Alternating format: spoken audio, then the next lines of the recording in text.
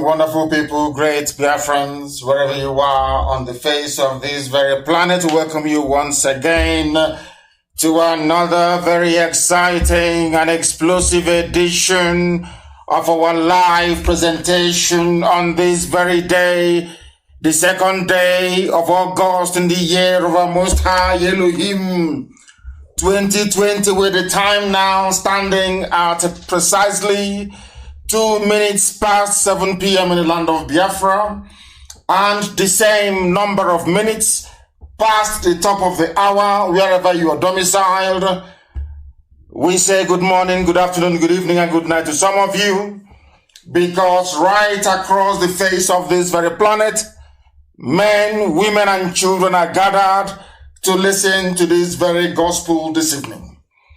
As always, do not forget your pen and your paper, because today we shall tutor, we shall lecture, we shall educate, and we shall teach, as it has become customary for us to do here on this very platform. My name is Nnamdi Kanu. I am the leader of the indigenous people of Biafra all over this very planet Earth, the director of radio Biafra, Biafra television, and by the very special grace of the Most High, a servant of the wonderful people of Biafra. And as I welcome you, please, this very fine evening, I ask you to welcome those who are around you. You can get us via my page on Facebook at Mazi Nnamdi Kanu.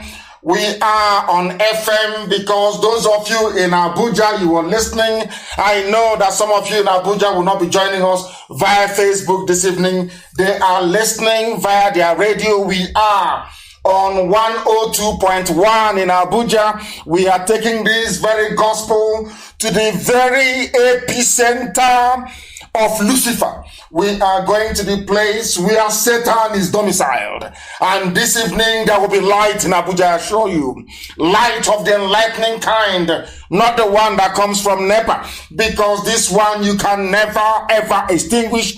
Those of you in Abuja, we welcome you to our broadcast. Those of you in Akom, you are part of us, we welcome you. Those in Calabar are listening. Right across Biafra land, people are listening. Even as they send their Janjaweed Miyeti Yala terrorists to my house in Isiama Farugu, we are live and we are direct, and the whole world is listening.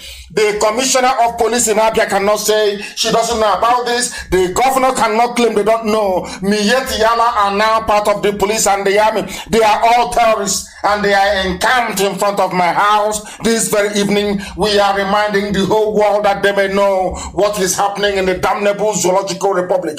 We are live and we are direct. As I said earlier, if you do not have your pen and paper ready with you, you are doing yourself a great deal of disservice, because here you are going to learn the things you never learned before. Because of the nature of our program this evening, I will not take much of your time in our usual intro. I will proceed very quickly to go and pray, because we need to pray. Chukwukika is in heaven. We give him every adoration and every glory. This evening we are going to pray from the book of Psalm. That is Psalm 52. We are going to pray, because our freedom is very, very near.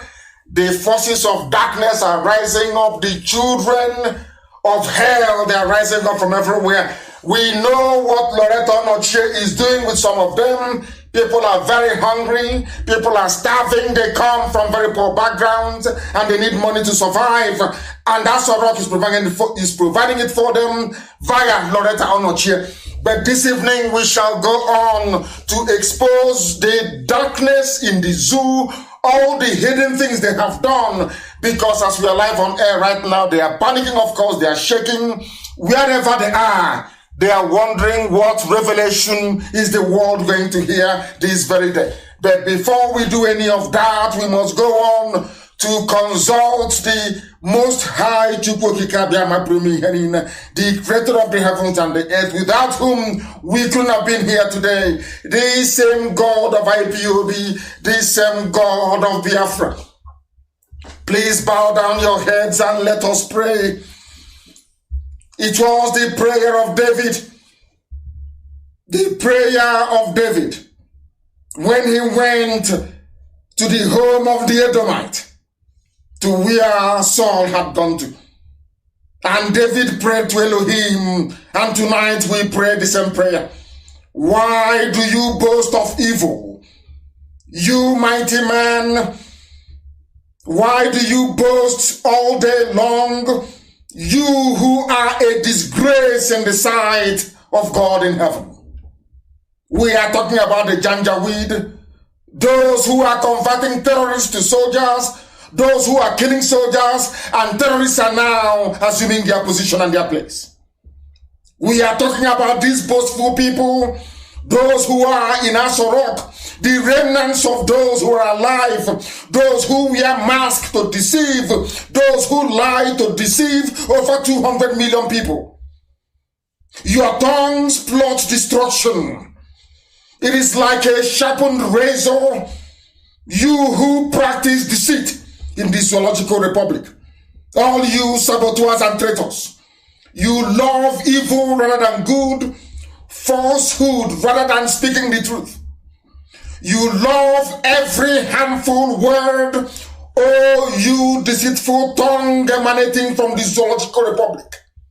For surely God will bring all of you down to everlasting ruin. The same way that Buhari fell, Abba Kyari fell, Isa Funtua fell, so shall all of you fall.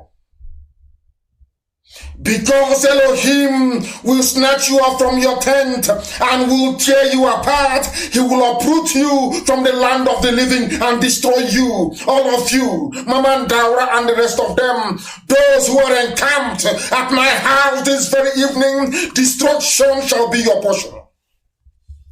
For the righteous will see and will fear. This IPOB they will see and they will fear.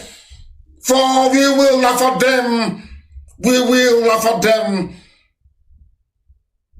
For we shall say, here are the men that did not use Chukwokika Biama as their stronghold because they trusted in their money. They trusted in the money they have been looting and stealing from the poor.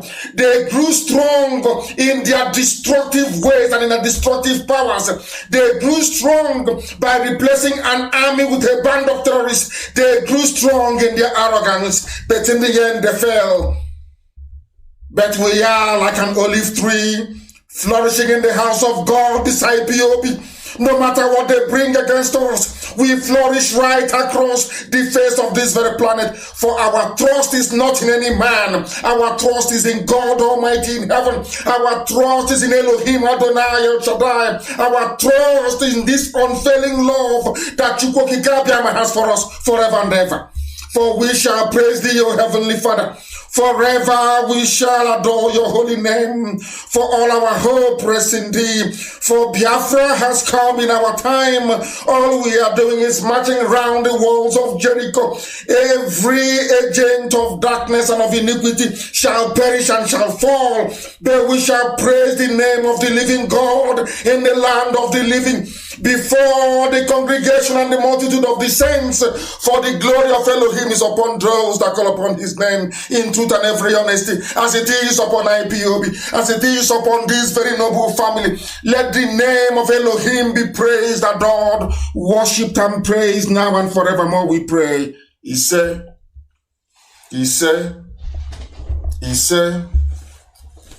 we must preach this very gospel, that heaven may bear us witness. Later on, I don't want people calling. If you call this line, I will block you. If you call any of our lines, I will block you. You should be paying attention, not making phone calls. Pay attention. We are not like anybody in the zoo. We are IPOB, we are Biafrans. Our boundary starts from Benue all the way to the Atlantic Ocean, and our boundaries to the west starts from Edo all the way to Amazonia. We must understand this. We must learn. If you call this line, I will block you. You can never call again. You must listen and pay attention. You are not a product of the zoo. You are a Biafran. We are Biafrans right across this very planet listening. And we are taking this very gospel into the heart of Abuja, into the heart of darkness, that they may reason the same way that we do. No calls. If I have to speak to you, I will be the one to call you. If you call this line, you will be blocked. Get your pen and paper ready, bring it out, and prepare to learn. Prepare to learn, for there are many things that are hidden, which we are going to reveal tonight. But by revelation tonight, I am going to start from what that very sanitizing, sensible, and reasonable Ghanaian president of old said. His name is Jerry Rawlings. I want him to set the pace for us this very evening, that we may partake in what it means to be beholden to the truth. Some of you don't know what truth means. I want us to go to Jerry Rawlings to see if he can tell us what truth is all about. Those of you who are on standby, remain on standby. I'm going to come to you. I will preach this very gospel first, and then I will go that the world may know the history of Edo State that they never knew before. That the world may know that we are all Igbo people. That the world may know we are from one family. That the world may know that this boundary, wherever you find a woman tying to a piece wrapper, it's not only genuine, it is real.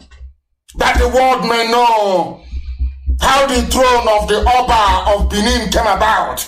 That they may know that we were there before they came. That they may know that the boundary of Biafra is actually inside inside Ogun State. Was it Ondo? Ondo State. After Edo State, you have Ondo. That is where our boundary is. And this evening we are going to prove it beyond every conceivable doubt. Beyond every reasonable doubt. Nobody will be left behind. I repeat, I said, nobody will be left behind. Not at all. We are taking everybody in this family is coming with us. Everybody. It was today before I came on air that I discovered, do you know Inesian? Ubiaja, that is the proper name. Do you know they have 4 market days? Are people aware of these things? Do you know that the Oba of Benin opened his mouth and confessed that his progenitors came from Ile-Ife? Are you aware of that? And that they met people inside the land of Edo when they came there. Not even Edo. They met, this is from the mouth of the Oba of Benin, that they came from Ife. That all of you may know the truth, and that truth will set you free. That is why we exist. That is why we preach this very gospel unadulteratedly, and that is why we are without fear before any bagger. They have not given birth to you. And very soon, result of that, the world will know how serious we are. Let us, first of all, I want people to appreciate what it means to be truthful. And appreciation of because a black man cannot appreciate truth. A black man is the embodiment of evil. They don't know what truth means. Let me go to Jerry Rawlings. That Rawlings may tell us in his own understanding what truth is all about. Listen.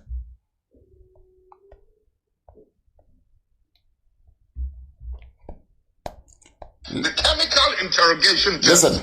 I would dare you to go and line up some of your finest policemen, some of your finest some of your finest, what you call it, judges. Make any allegations against me, you included. Whatever questions you want to ask, take me through a chemical interrogation. I will be the one who will pass. I wonder how many of you will pass. You know something, Chief?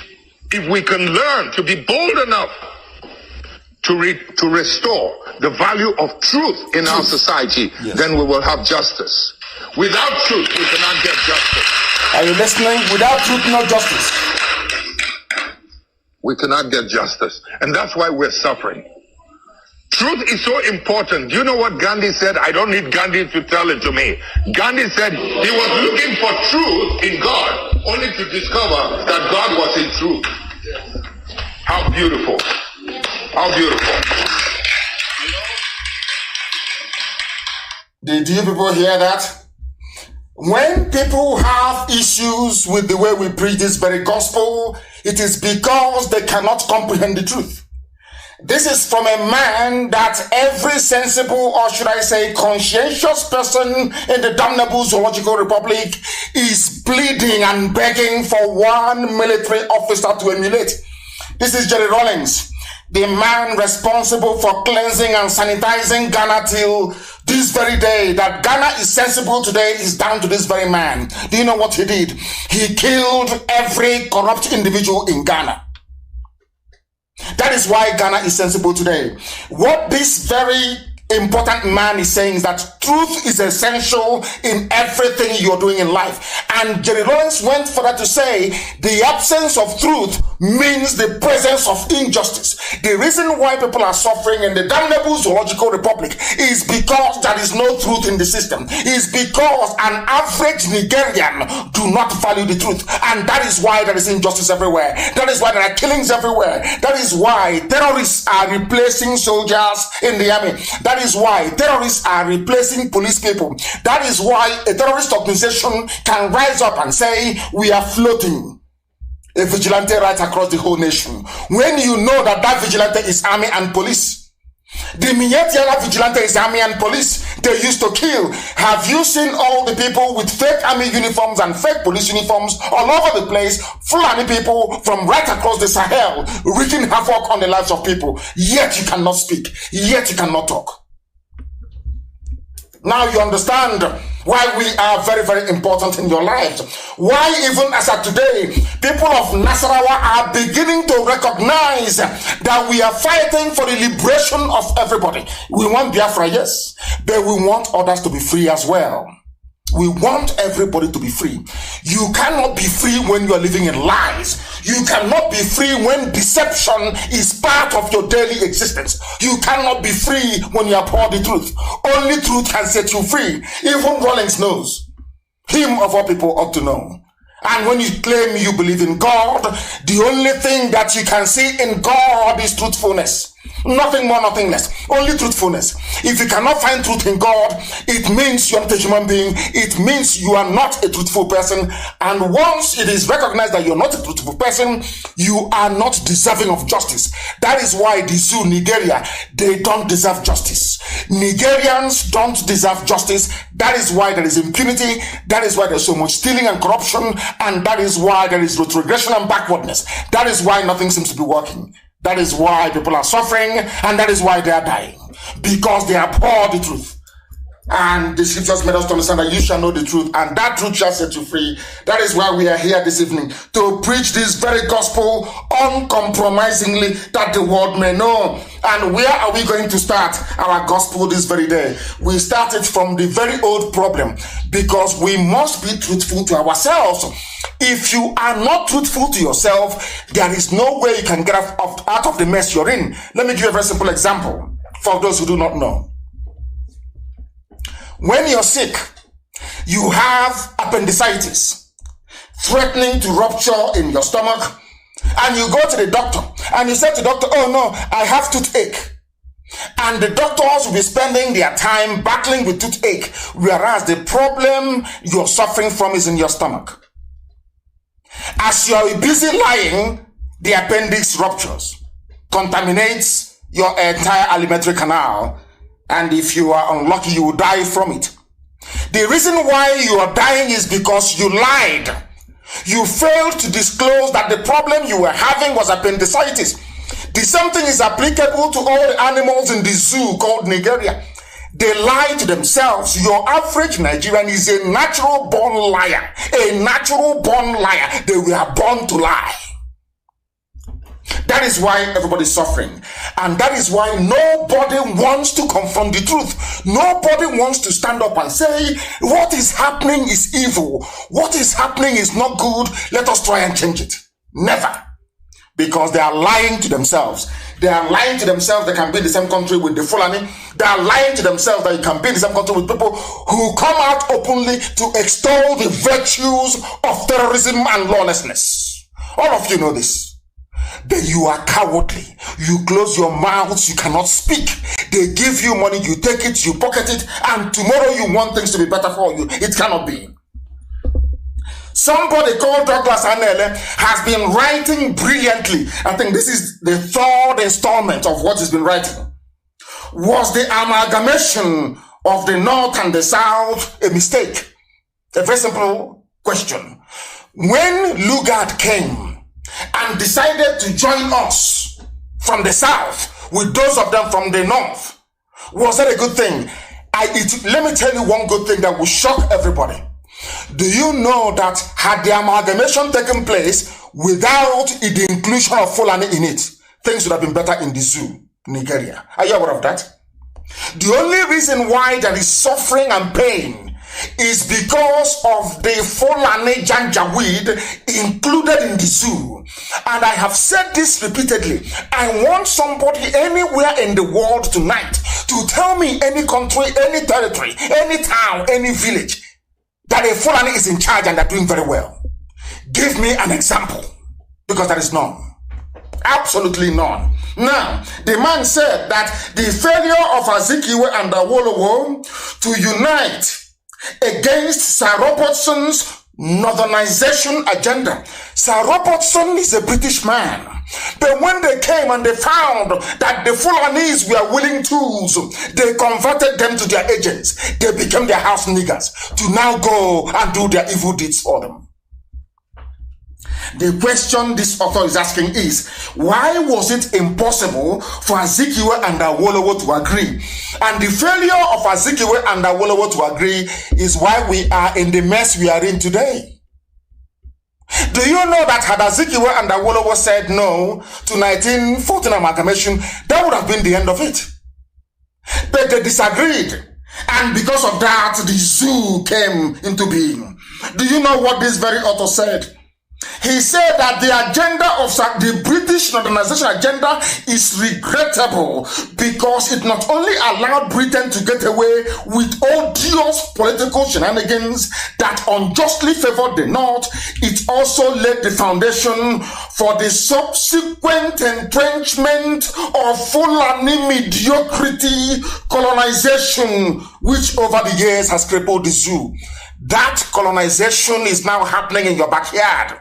But maybe you live in Lagos, you live in Abuja, you live in Toronto, you live in New York. You are not aware of what is happening in your village. Maybe you live in any other part of the world. Maybe you live in Malaysia, you live in Japan. You are ignorant of what the Fulanis are doing. As at this very night before I came on air, it was confirmed that the vigilante, the Miyet Yala was talking about, are ISIS, Boko Haram, and Saru, converted members who are in the army and in the police. In other words, as I'm speaking to you right now, we are under virtual occupation. As I'm talking to you right now, our land is gone.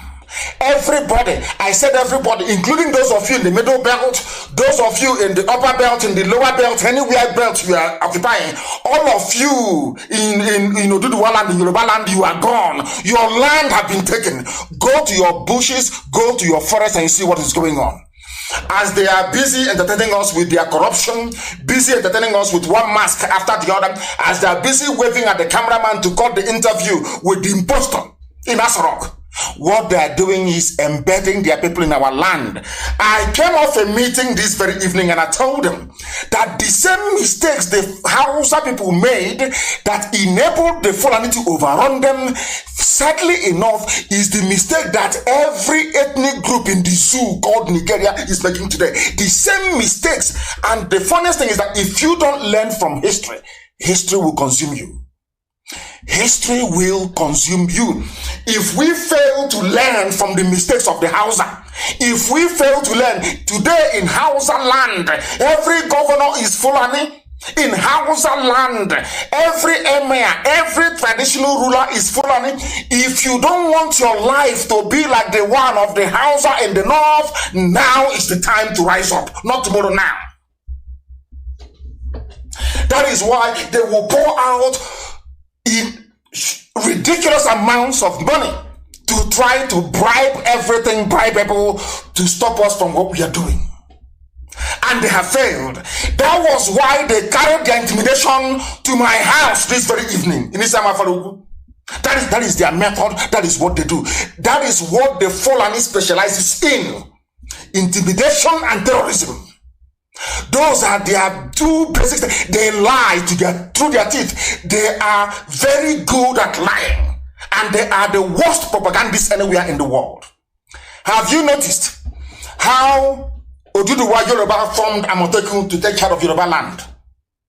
Now, instead of Fulani to form their multilateral group to form their own vigilante to take care of Sokoto, which is the only land I believe that the Fulanis have in the zoo, you know what they did? They now said their vigilante is to take care of Fulanis all over.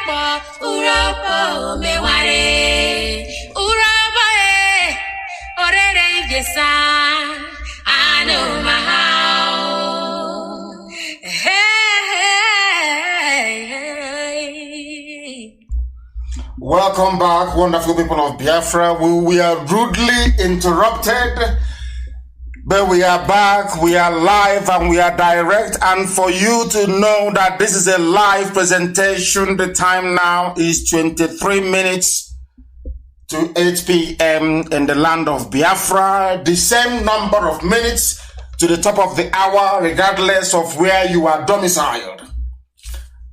Our enemies are not relenting, but we are resolute. We are more resolute than they are. We are more determined than they are. Those of you that want to be ruled by the Janjaweed, the Fulani,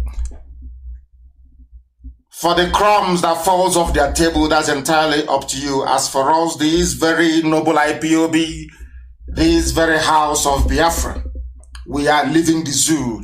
It doesn't matter what you do. And again, as I was saying, before the rude and should I say unexpected interruption, the only thing that can come out of the damnable zoological republic is misery, pain and suffering, as you are being entertained with all the shenanigans going on in the zoo. Your towns and your villages are being taken over.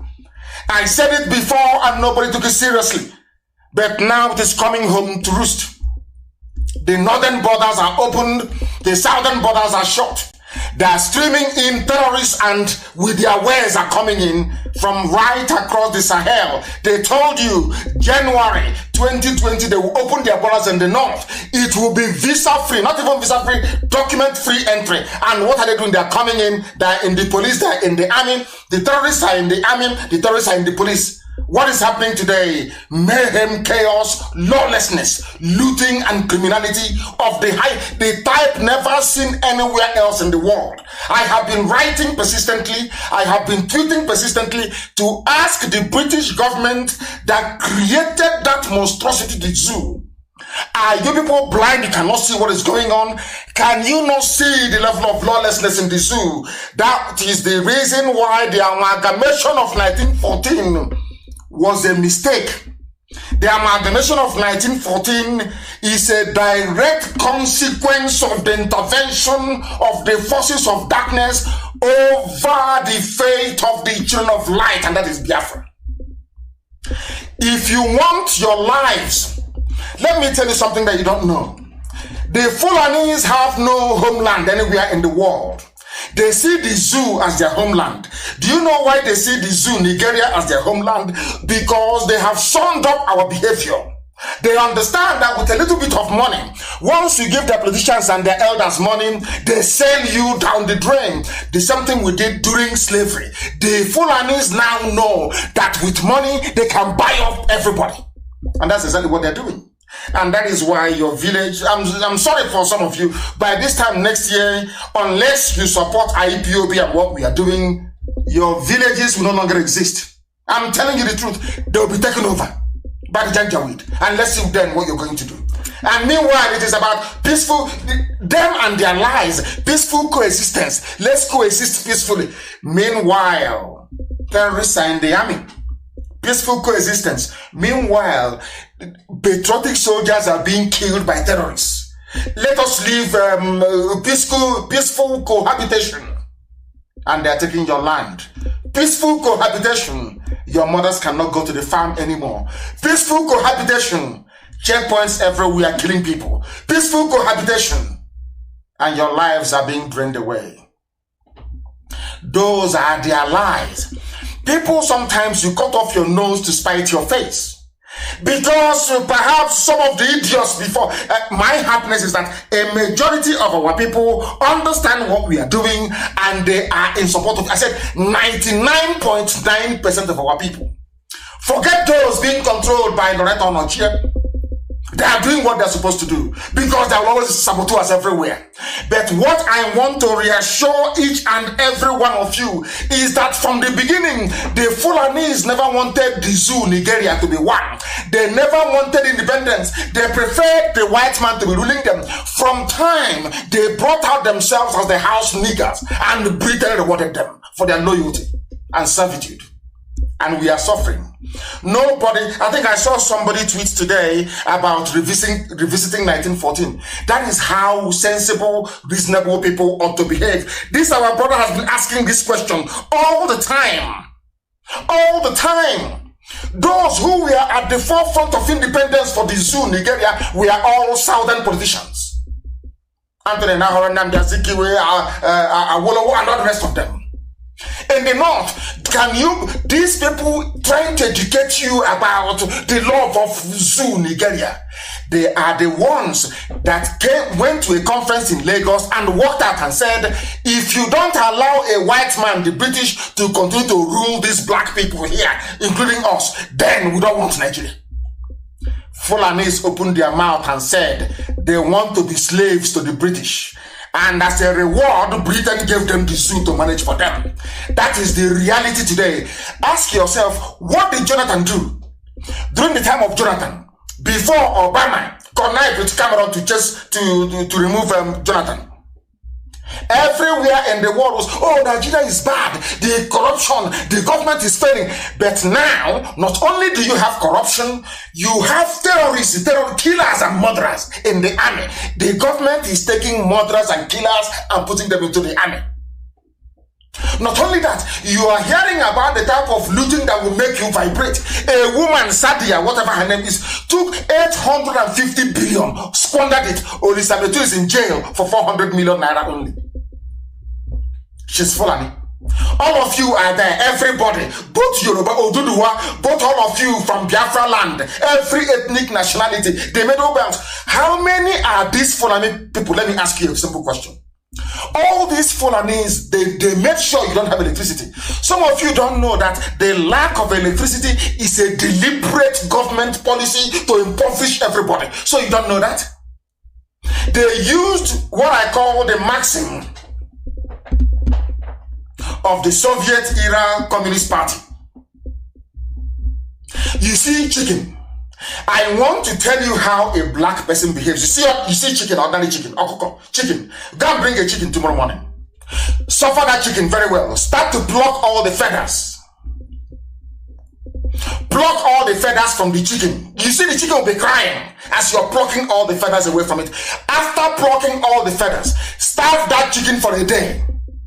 Believe you me, on the third day, put corn in your hand or rice. That chicken will come to you. That chicken will forget what you did to it. It will forget all the pain and all the torture. The only thing that matters to the chicken is that piece of rice you have in the palm of your hand. That is the way that black people behave. That is the way that the British made us behave. That is the way that the Fulani Janjaweed is making us behave today. No matter what they do to us, it doesn't matter how much they rape our daughters. It doesn't matter how many of us they abduct. It doesn't matter if you cannot get from Zaria to Abuja or from Kaduna to Abuja. It doesn't matter how many bandits you have. Nothing shocks us anymore. No amount of bad news is even going to move us anymore. As long as we are hungry, And we are crying and we are asking, let us feed the stomach. I said this thing before about black people. When we started this very movement, I said to the whole world that the problem you have in Africa is that a black man can never put away the need of the stomach in order to pursue the liberation of his soul. He will always put the stomach first. And that is the mess we are suffering today. And that is why when people ask, how about 1914 amalgamation? I said to them, it was the stupidity of the South that allowed the Fulani Janjaweed to take control of our lives. And that is why we are suffering till this very day. In a country where all of you saw it with your two naked eyes. You knew that the elections were rigged. You knew that Biafrans were disenfranchised in Lagos, disenfranchised in Kaduna, in Zaria, in Abuja. Everybody saw it. The EU observers noted it in their paper. Some polling stations were burnt down. All of you saw all of these things. Now, let me ask you a question. How do you intend to change all these things? With this your attitude of 2023, 2094, Edo State, or Pastor versus whoever. Let me ask you a simple question. Have you suddenly forgotten all the things that happened in the past?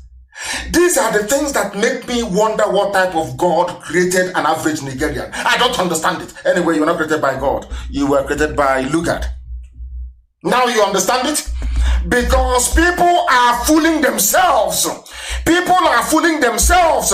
There is something written in the Times newspaper. And I want this thing to be published, please. I want it to be published tonight, immediately. I want it published on my page. I want people to understand a letter that was written in the Times of London.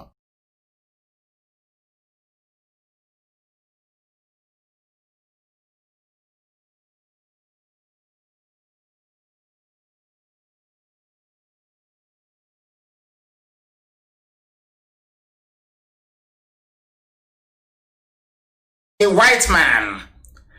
You understand? Written by a white man. His name is Peter Smithers. Peter, P-E-T-E-R, as you have Peter. Smithers is S-M-I-T-H-E-R-S. He wrote it. He was writing to the British government. He's a white man. He's British. As I said before, the British people are very conscientious. An average Briton is a nice human being. An average Englishman, an average Scottish man, an average Welshman, an average Irishman, they are wonderful, beautiful people. But once you take them away from the streets of London, or Belfast, or Glasgow, or Edinburgh, the case may be, or Cardiff, and you put them in the Foreign and Commonwealth Office, dealing with colonial matters or dealing with Africa, they turn into beasts, they turn into monsters. I don't know why. Somebody wrote a letter. It's called the Nigerian Lesson. This is in the Times of London. As I repeat, Times of London, Wednesday, July 15, 1998. Somebody kindly sent it to me, and I'll read it so that the whole world may hear. This is from Sir Peter Smithers. He's a knight of the realm. The proper sir, not the sir you have in the zoo. Only the come up with a chair knight, you know. These are the knights of the realm of the British Empire. Now listen. Sir, I'm now reading verbatim the letter written by Sir Peter Smithers to the Times newspaper of London. Listen, sir, during the negotiations for the independence of Nigeria, the view of the Secretary of State at that time, with which I agreed, was that in Nigeria, we should attempt to put together a large and powerful state with ample material resources, which will play a leading part in the affairs of the continent and of the world. This was attractive, but it involved forcing several different ethnic and cultural groups into a single political structure. The negotiations were complex and very difficult. The chief problem, as I recall or I remember, relating significantly to the control of the police and of the military. Listen carefully, please. In the retrospect of 40 years, it is clear that this was a grave mistake, which has cost many lives and will probably continue to do so. It would have been better to establish several smaller states in a free trade area. Even some British people realized after 40 years of failed experiment called Nigeria. Sir Peter Smithers, who worked in the zoo colonial desk, he is writing, we wanted to build a country that is so big that we can control, more or less. And that very big country, our problem then was who to give the police and the army to. And they gave it to Fulani. The man is now saying, with hindsight, after 40 years, many people, he wrote this thing in 1998, not 2020, 1998. This white man knew that Fulanis were using army and police to kill people in 1998. He said after 40 years of this experiment called Zoo, Nigeria, that they created, that it is a mistake. White man is a mistake. Now, he said we should have gone for small states. Now, this goes back to Aburi conference. Our people should be able to reason. This was the reason why Britain said no to Aburi. Because Aburi was about confederation. Ojukwu went to Aburi, agreed confederation, came back home in Enugu, and Gowa launched a war. Instead of implementing that Aburi that would have allowed smaller nations to emerge, but in a free trade zone called Nigeria. Gowon said no because British told him to say no. Because Britain wanted a large country that has influence in Africa, that they can control. But to achieve that control, they needed to place the military and the police in the hands of the Janjaweed, Fulani, Miyetiala. And that was what they did. And that is why we are suffering till today. This man said people are dying. Let me continue. In exculpation, it must be said that we did not then have the examples of the collapse of Yugoslavia and of Soviet Union before our eyes. In other words, the man is saying that Nigeria, the zoo you have, Nigeria to some of you, is the same thing as Yugoslavia, the same thing as Soviet Union, and it is bound to collapse. That is what this man is lamenting in 1998. He is saying we did not have the benefit of the collapse of Soviet Union or Yugoslavia to tell us what to do in the case of the animals in the zoo, Nigeria. Are you listening? This is from a British man, a high-ranking officer. He is a sir, he's a knight of the realm, Sir Peter Smithers. I will continue. It should now be clear for all, but the willfully blind. This is how intelligent this man is saying. It is clear to everybody. To both cockroach and rat, okay, Mochicha, everybody knows it is clear, unless you're living in denial, unless you are a denier of the truth, unless you are foolish. This is from a white man, please, not me. Unless you are willfully blind to see that it is extremely dangerous to force diverse racial and social entities into a single rigid political structure such as that which is being built upon the foundation of the Maastricht Treaty. This man was saying the reason why Britain left the EU, the reason why Britain opposed, some of you don't know what is Maastricht Treaty, but I will tell you some other day. It was the Treaty of European Union that Britain refused to sign. This man is saying the same mistakes of the past we are about to repeat. What is that mistake?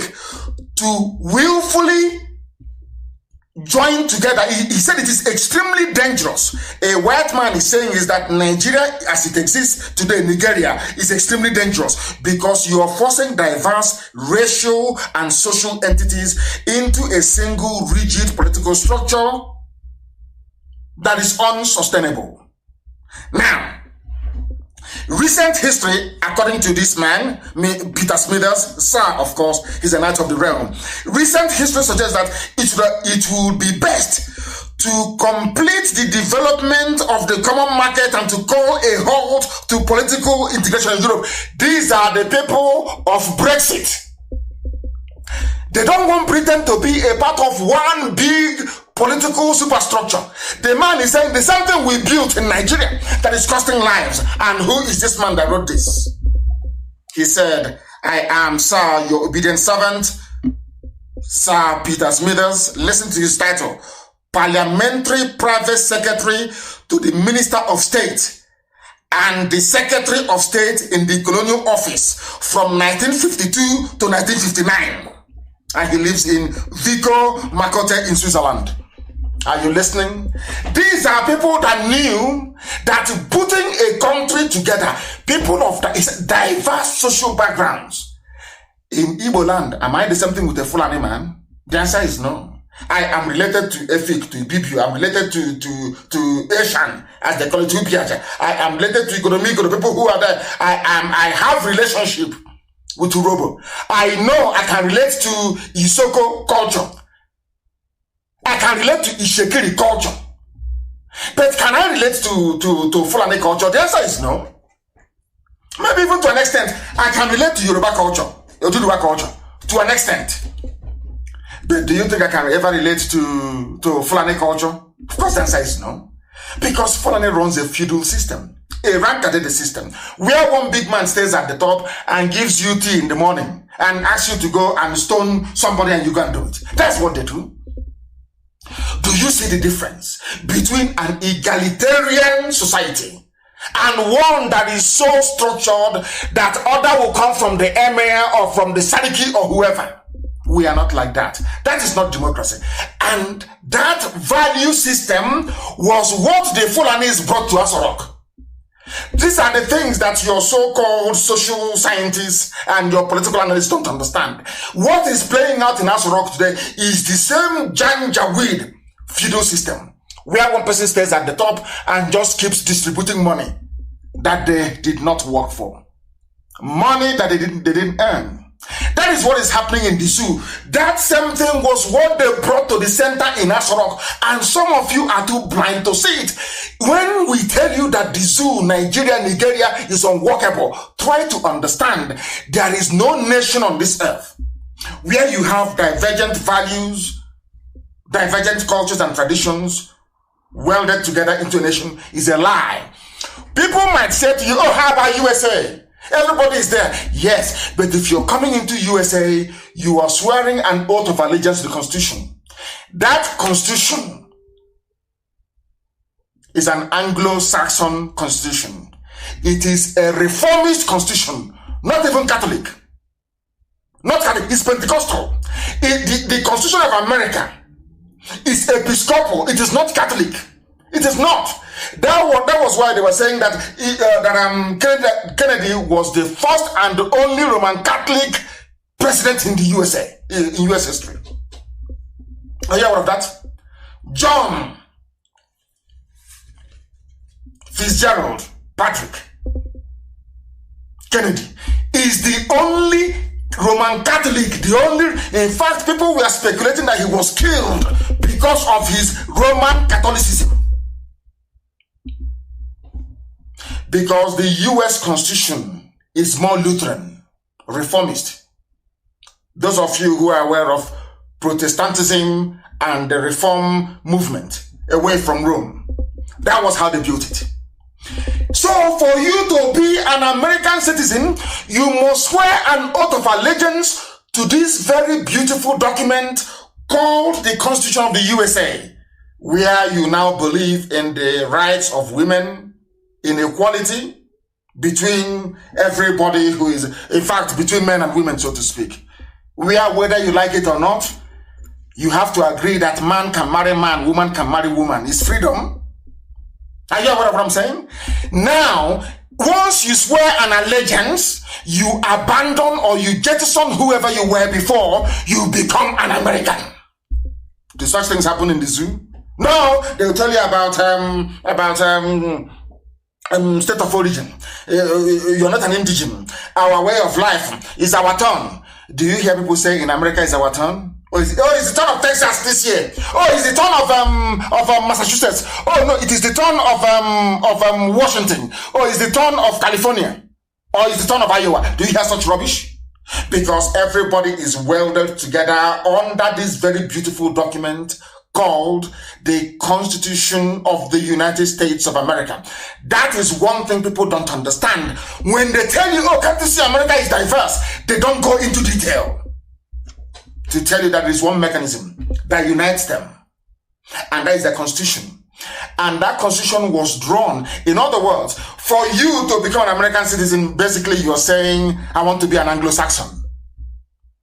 Because those who that founded America, the Pilgrims, they traveled from England. They are English people from Southampton on a ship called Mary Rose. They traveled, that was why they called it New England. Where they landed in Rhode Island, they called it New England. That's where they came from. Before the Dutch, the Germans started flooding in. And you know, when they got to America, they said, we are going to build a society where every man is equal, because in the England they are coming from, the king is saying that he was appointed by God. He can do whatever he likes. They said, no, we are going to build a modern society based on the values of the Greco-Romans, which is Republic, which is Biafra. Do you see why we cannot be in the same country with those who aspire to enslave and to conquer us? That is for a British man. Now, let me ask this very simple question. This is one thing I say about the brain of a black man. I don't understand it, how it works. If after 300 years of the union between Scotland and England, Scotland can hold a referendum, till tomorrow morning Scotland is saying they want to hold a referendum. If Scotland of only 5 million people can say they want to go, the size of the population of Imo State, if they can say they want to go and Britain will say, oh, no problem, or England will say, no problem, have a referendum, if people agree, you can go. Why can't the same thing be extended to us? Now that is what I call proper British racism. Oh, you are giving or considering referendum to Scotland because they are white people. You are saying no to Biafrans because they are black. I need people to understand this. And it is quite bizarre that till today, anything Britain says, it's what goes. Now, I want to ask people, if that is the case, if anything that Britain says goes in the zoo, Nigeria, tell me where your freedom lies then. Where is that freedom you claim you have? To have your own passport, to have your own flag, and all the rubbish that comes with it. A very simple question, which zoo people can never ever answer. Scotland has the right to be free, but not Biafra of over 70 million people.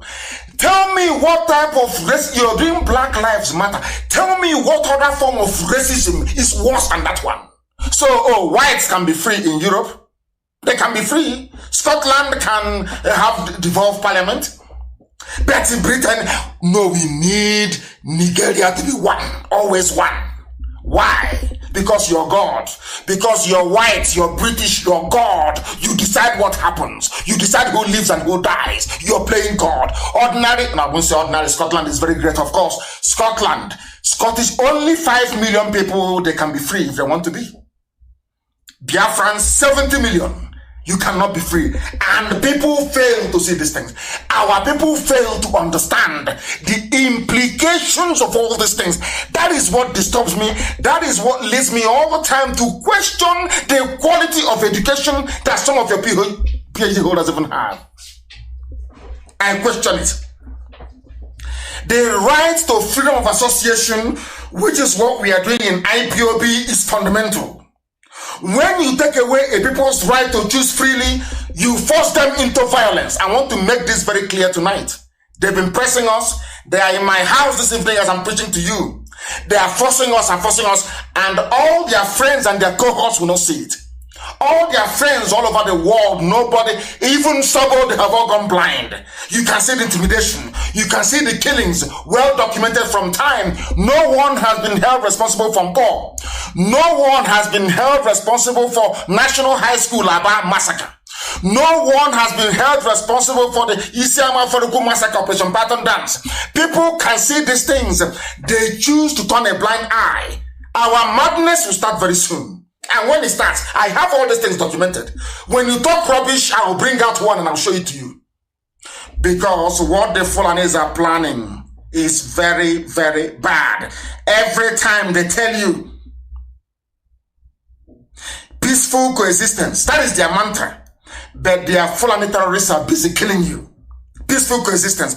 I want to say to Britain tonight, this very message we are giving is directed, as somebody wrote quite succinctly, at the conscience of the world. I want Britain to answer me this very simple question. Britain, why is it, I ask you, that 5 million Scottish people can have independence if they want, but not 70 million Biafrans. What did we do to you?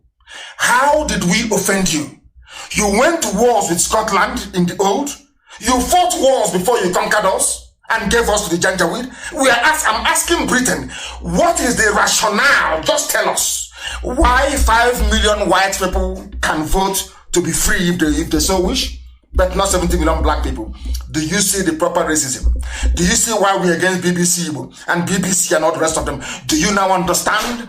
Can the Efulefus and the traitors understand what we are saying? Because perhaps your brain is so tiny. You have no brain, you have no capacity to comprehend. You are not learned enough, not educated enough. That is why you are mad in stupidity and ignominy. Very, very sad indeed. Now, they tell you every day, we want peaceful coexistence. If you ask Garba Shehu, he will tell you peaceful coexistence. Any idiot you ask from the Fulani Caliphate, peaceful. But are you peaceful? You Fulani, you talk about peaceful coexistence. Aisha Buhari, in her capacity as the head of state of the zoo, everybody is peaceful coexistence. Let's improve security. I'm asking you, Fulani, are you peaceful? Let us find out. They released somebody who claims he's a former, not claimed, but a former terrorist with Boko Haram. They asked him a question. He said, I can't remember the number of people I have killed because there are so many. This is the type of person in an army. And the people go to sleep and they wake up every day, they pretend everything is normal. This is something I can't understand. People go to sleep, they wake up in your army. They can post this man to your village. He said, people go into the army, isn't it?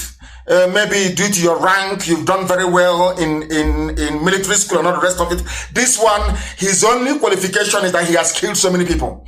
He has killed so many people that the only thing the Fulani hierarchy in the zoo can think of is put him in the army.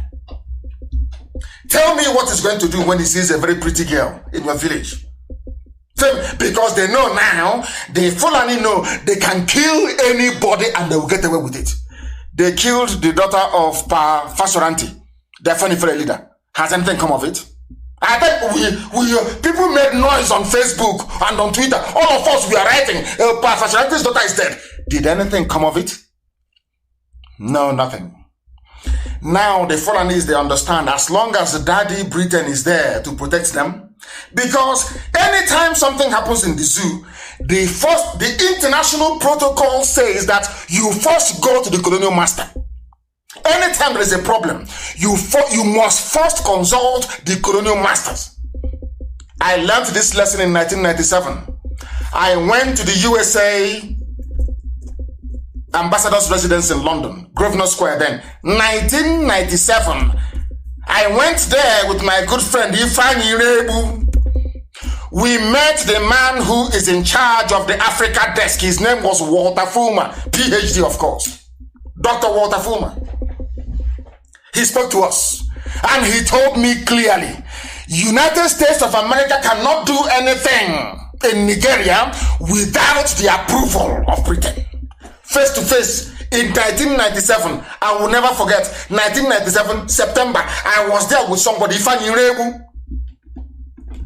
We went to the same unit together. He was a year behind me at now is London Metropolitan University. He read politics. I did politics and economics, political economy. Ifeanyi Irebu, I left. Oh, Chineke, my goodness. He told us we cannot do anything without the say-so of the British. Face to face. The places we have been to, the things we have seen on behalf of Biafra, you won't believe it. You can't believe it. Now, let me tell you something you don't know. His name is Usman. He is one of the 602 ex-Boko Haram terrorists who completed their de-radicalization, rehabilitation, and reintegration program in July, according to a report by a Zoo newspaper.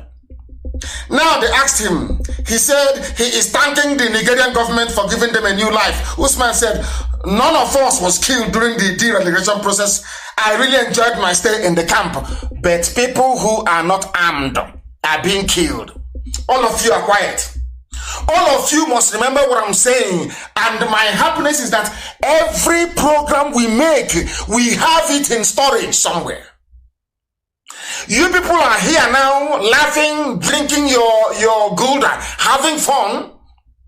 When people who are not armed, just holding a meeting, they are being killed. The army of the zoo, their police is in my house, terrorizing people. Whereas somebody that said, I have killed so many people, I can no longer count. That person is in the army. But those that have not killed anyone, the army is in their homes killing them. Now tell me how stupid people can get. You think we've forgotten? No, we have not. I'm saying all these things because when our own madness starts, you will not blame us. Now, somebody who has killed so many people he cannot remember is in the army. A group of elderly mothers who have not killed any fly in their life, they are being besieged by the police in Abia State. And I wrote something on my page before I came on air. And I said to Britain, you will not warn your lapdogs now. You won't warn them. The day our madness starts, it will be Britain who will be at the forefront, saying that what Nnamdi Kanu and his volunteers are doing is not good. They will be the ones propagating it for the Fulani. Because the job of Britain is to keep the zoo one. It is here. Official. But the same Britain was instrumental in the collapse of Yugoslavia. Margaret Thatcher was instrumental in the fall of Soviet Union. But because those people are whites, they're Europeans, they're whites now. They deserve freedom. You people in Africa, according to British government official policy, you are niggers, you are nothing, you are animals, you don't deserve to be free. That's why we're in bondage. Do you think that Britain cannot call up the Janjaweed and tell them? Do you think that they cannot call up the Janjaweed and tell them?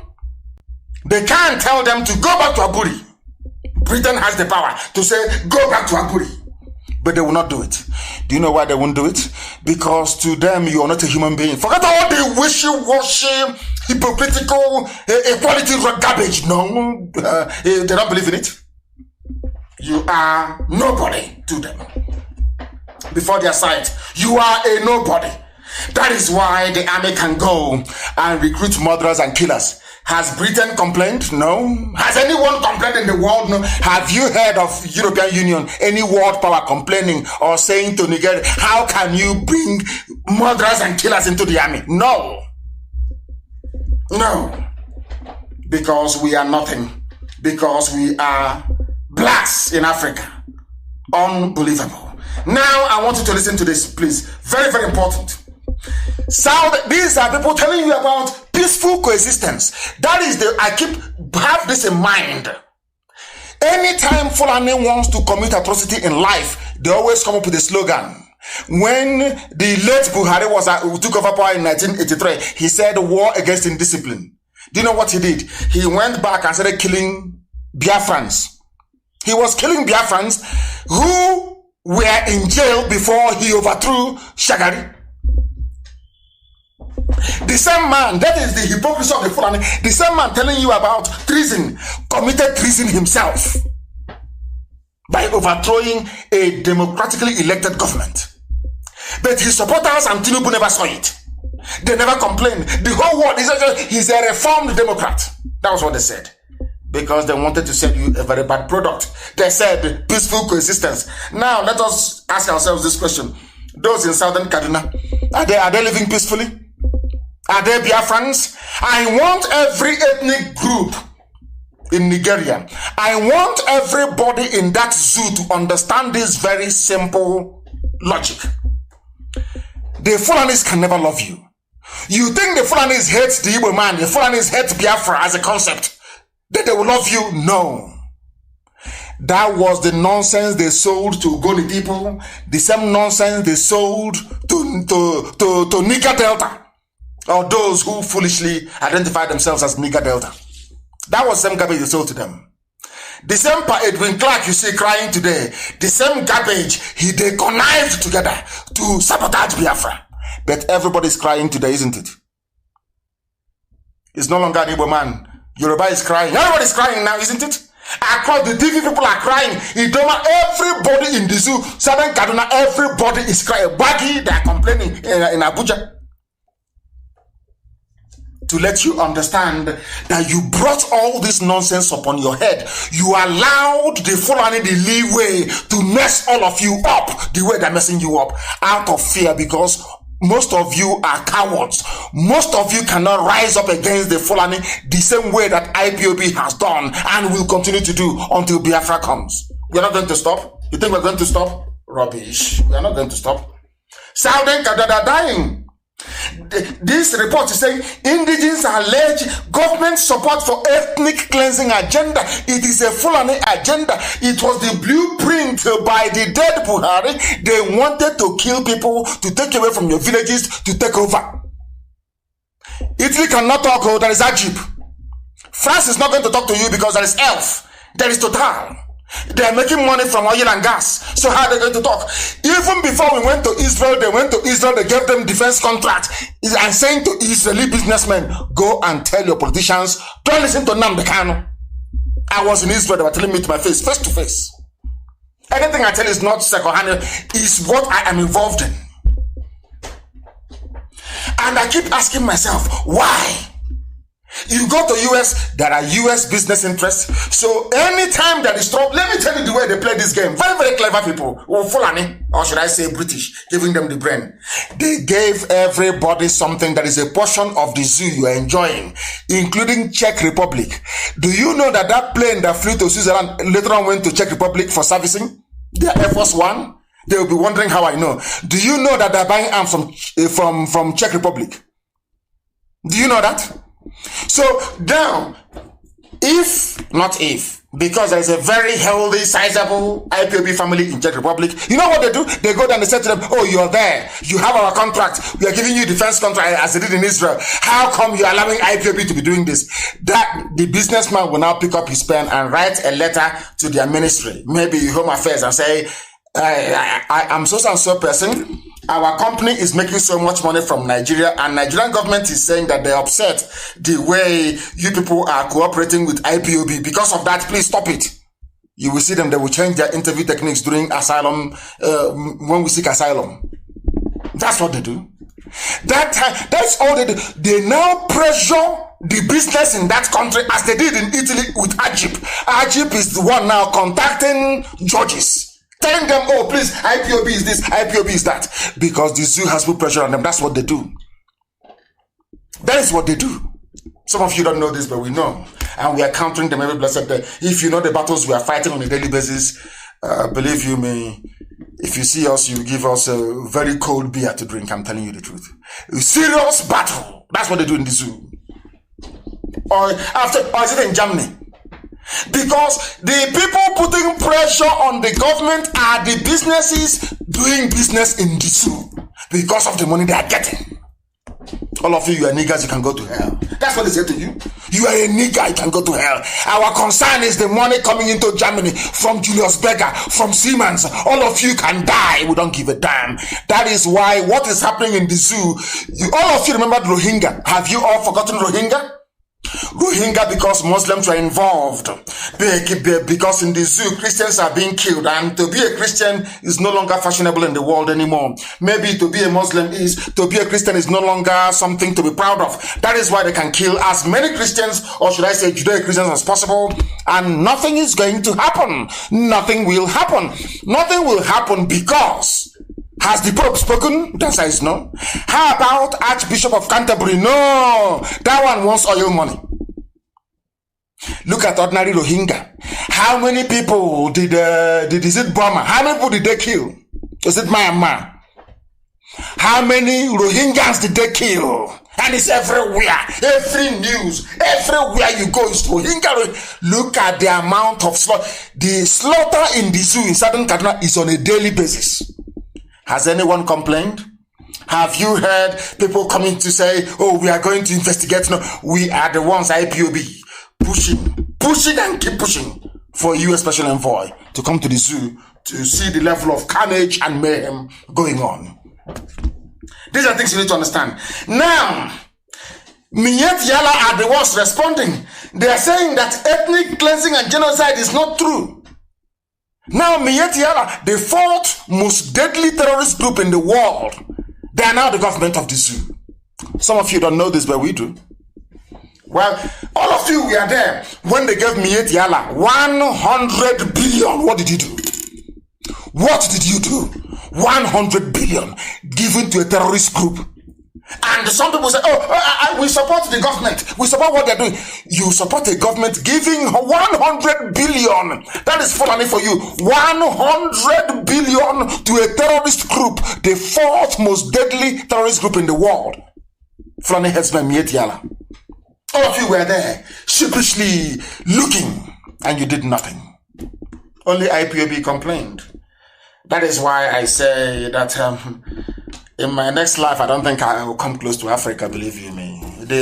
When I hear about people being stupid, but you have to be on the ground in the zoo to realize how daft our people are. People are lamenting. A 93-year-old woman, Mrs. Azumi Boka, her community were amongst those that was attacked during the latest attack by suspected armed headsmen on Gonanrogo community in Kajuru government area of Southern Kaduna State. In Kaduna State. These are the amounts of killing taking place. People are dying and being slaughtered every blessed day. Every blessed day people are dying. No one is talking. Britain is not talking. France is not talking. EU is not talking. Nobody is talking. Do you know why? You are blacks and you are niggers and nobody gives a damn about you. Until you give a damn about yourself. Because Fulani is taking all of you. All of you.